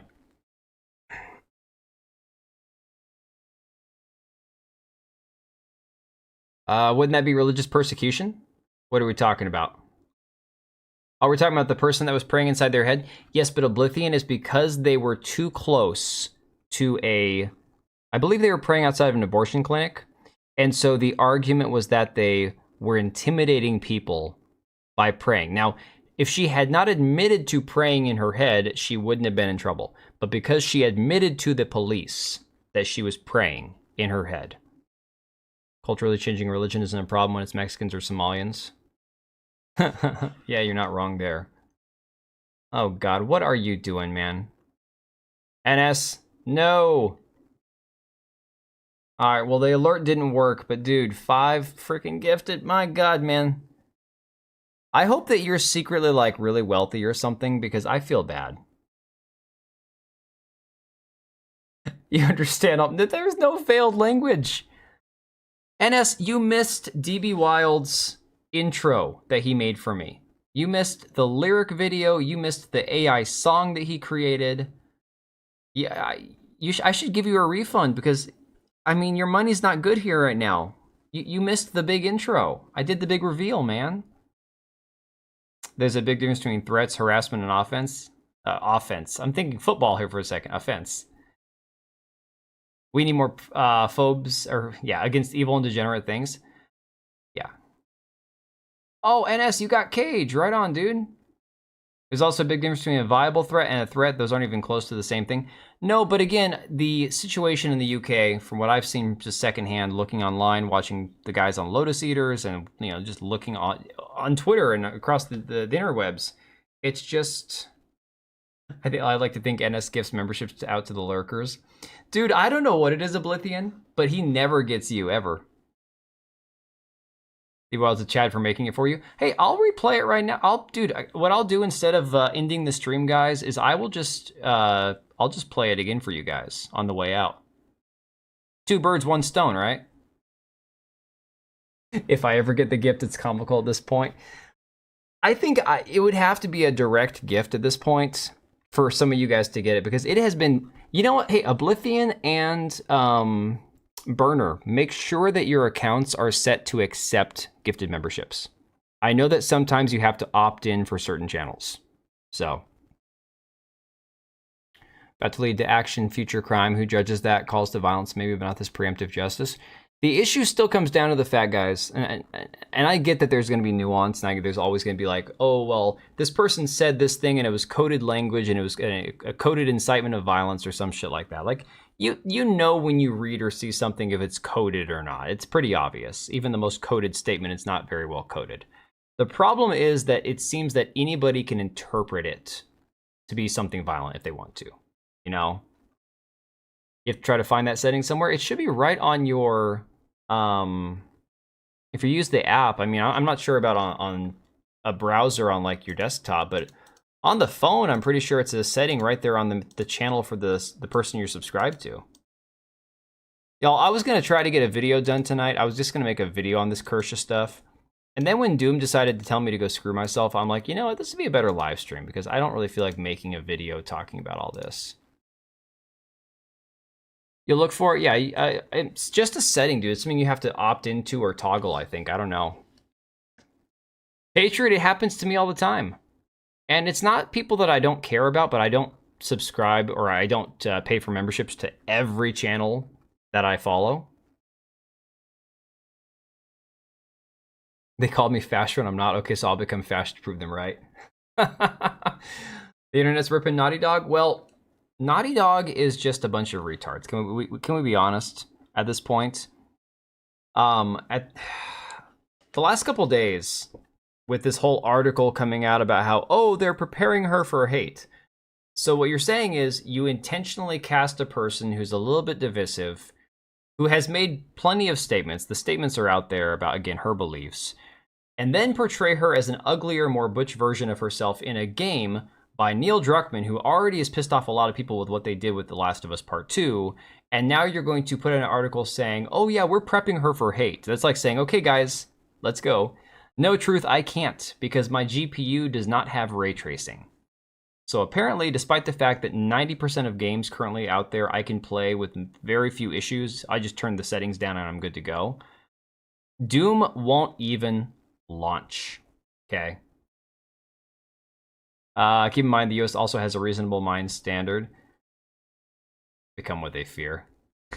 Oh god, if you and Hook ever get together, that's the end of the world right there. Neil Cuckman, my bad. I even made that meme of Tati Gabrielle pegging him from behind. The answer to that is what's deemed at the time as reasonable to the average mind. Yeah, I pulled up a Are You Mad Bro pick Monday night. Yes. Yep. So here's the thing. I will give her a little bit of grace for that, because it's been pointed out that she pulled that meme up that somebody else made after people were criticizing her.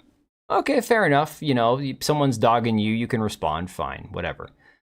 But it's the fact that she was already a divisive person, and the fact that she already was going to be this character that people weren't gonna like. And again, it's like the DEI casting. It's like when you know it, this whole Ironheart thing. Okay, I guess I'm screwed too. Yeah, Truth. Unless you're playing on console, it's got to have the ray tracing. The forced ray tracing is what keeps it from playing on Steam Deck. I didn't know that it wasn't working on Steam Deck. I heard that Steam Deck had issues with frame rates and crashing. Doom Dark Ages has forced ray tracing. So your graphics card has to have 8 dedicated gigabytes of VRAM and native ray tracing. And if it doesn't, Doom will not launch. I mean, here, I'll show you guys real quick. Hang on a second. Let me show you. We got Doom the Dark Ages right here, right? Yay! Oh, we're in. We're so in. We're back. We're ready to go. Game needs an update. Why is it updating? Nope. I'm not updating. Oh, it's a short update. Well, 70 gigabytes. I gotta uninstall it later, anyways. It's gonna update to tell me I can't play it. Watch. I guess it's because ray tracing is a big part of the game. Signing in, checking for updates, syncing data, launching game, 1%. Oh, here we go. Ray tracing incompatible GPU. A GPU with hardware ray tracing capabilities and at least 8 gigabytes of dedicated VRAM is required to launch the game. Yeah. Steam Deck uses an AMD GPU. Well, it's not just the AMD issue. It's the ray tracing, but yeah. All right, Patriot. Have a good night, buddy. Ray tracing equals lazy devs. They can go sod themselves, yeah. Yes, my GPU drivers are up to date. Hook, it's because my graphics card does not have ray tracing. I have a 5600, I've already checked, does not have ray tracing. So it's not even an option. For people who have crashing issues, they tell you that if you do a third-party uninstall, use a tool to uninstall your graphic drivers, and then do a fresh install, that'll fix the issue. But for anybody who does not have ray tracing built into their GPU, the game is not gonna work. So it's unfortunate, but it is what it is, guys. I guess that's, yeah. Okay, so I take that off my list of games that I have to play, you know? Whatever. A big ass old plasma TV, Doom works better. I mean, I have an Xbox. I could play it on my Xbox. I wanted to stream it. I mean, maybe I'll download it on the Xbox and play it this weekend. Let the kids watch. You know, it's Doom. Oh, man. Yeah, I think AMD's got it. It's just my graphics card is so. Or you sent me a silly Dan level joke. Why do you say it's a Dan level joke? You know I'm better than this, man. Just because I laugh. Iron Heart, I run hard. What the hell, man? What the hell? All right, hey guys, I'm gonna hit the hay. I'm going to quickly switch screens. It's gonna say stream starting, and then I'm gonna jump back to the intro music because I wanna give DB Wild all the credit I can give him. I have never, in all my years of streaming and content creation, I've never taken the time to do an intro properly. Like I have an intro video, but it sucks ass. But this man took his free time to do a lyric video, create a song. It's not half bad. So we're just going to end the stream playing DB Wild's intro that he made for me. So again, guys, this dude's awesome. I appreciate you all. NS with the 5 gifted. You guys have been fantastic. Doom's new generic Marvel-like human-adjacent night alien civilization from He-Man cartoons seems to rub me the wrong way. Where's Satan? I haven't watched anybody play it, Sam Jackson. I have not watched anybody play it. It's unfortunate because I submitted my Xbox Game Pass to play it. That's until I found the xCloud is not available. Oh, that sucks. Founders didn't mean third worlders, which is why we weren't allowed in it. Just did it for fun. But dude, it doesn't matter if you just did it for fun. It doesn't matter. You took the time to do something that I would have had to pay somebody else to do. So it's the fact that you did it, and it kind of kicks ass. I'm not gonna lie. So anyways, guys, I'm gonna just go ahead and mute myself. I'm just gonna play it, and then I'm gonna end the stream. Do I need to be liked? Absolutely not. I like to be liked. I enjoy being liked. I have to be liked.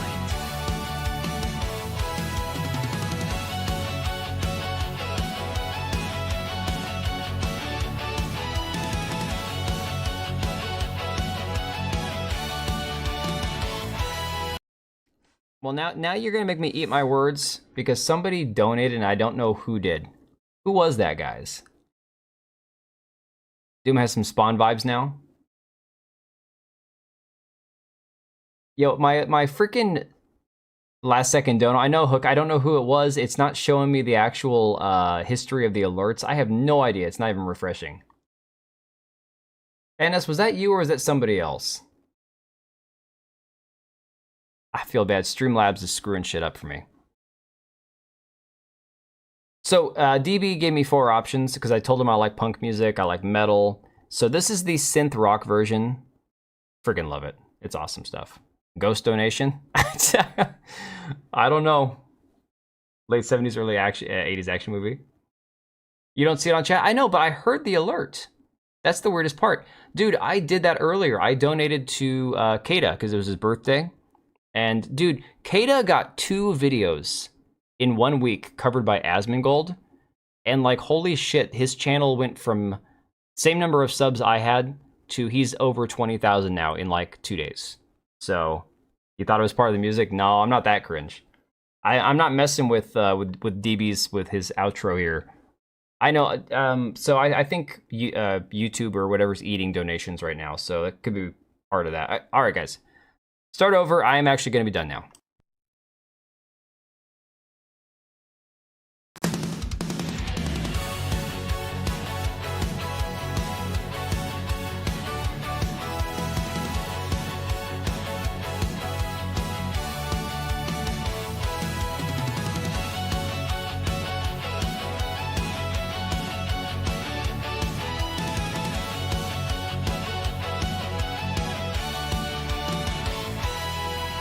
I'm just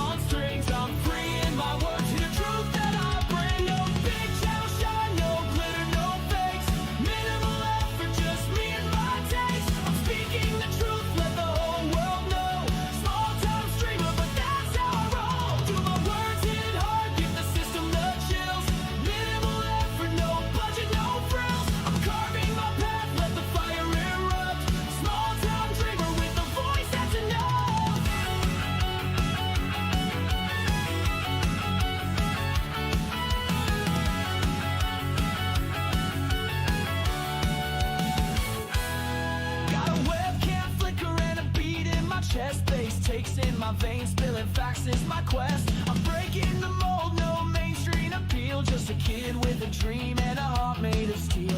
I sift through the data, the left and the right, no bias, no agenda, just seeking the light. They laugh at my setup, my low-res stream, but my words cut deeper than the corporate screen. I guess I'm too raw, too rough,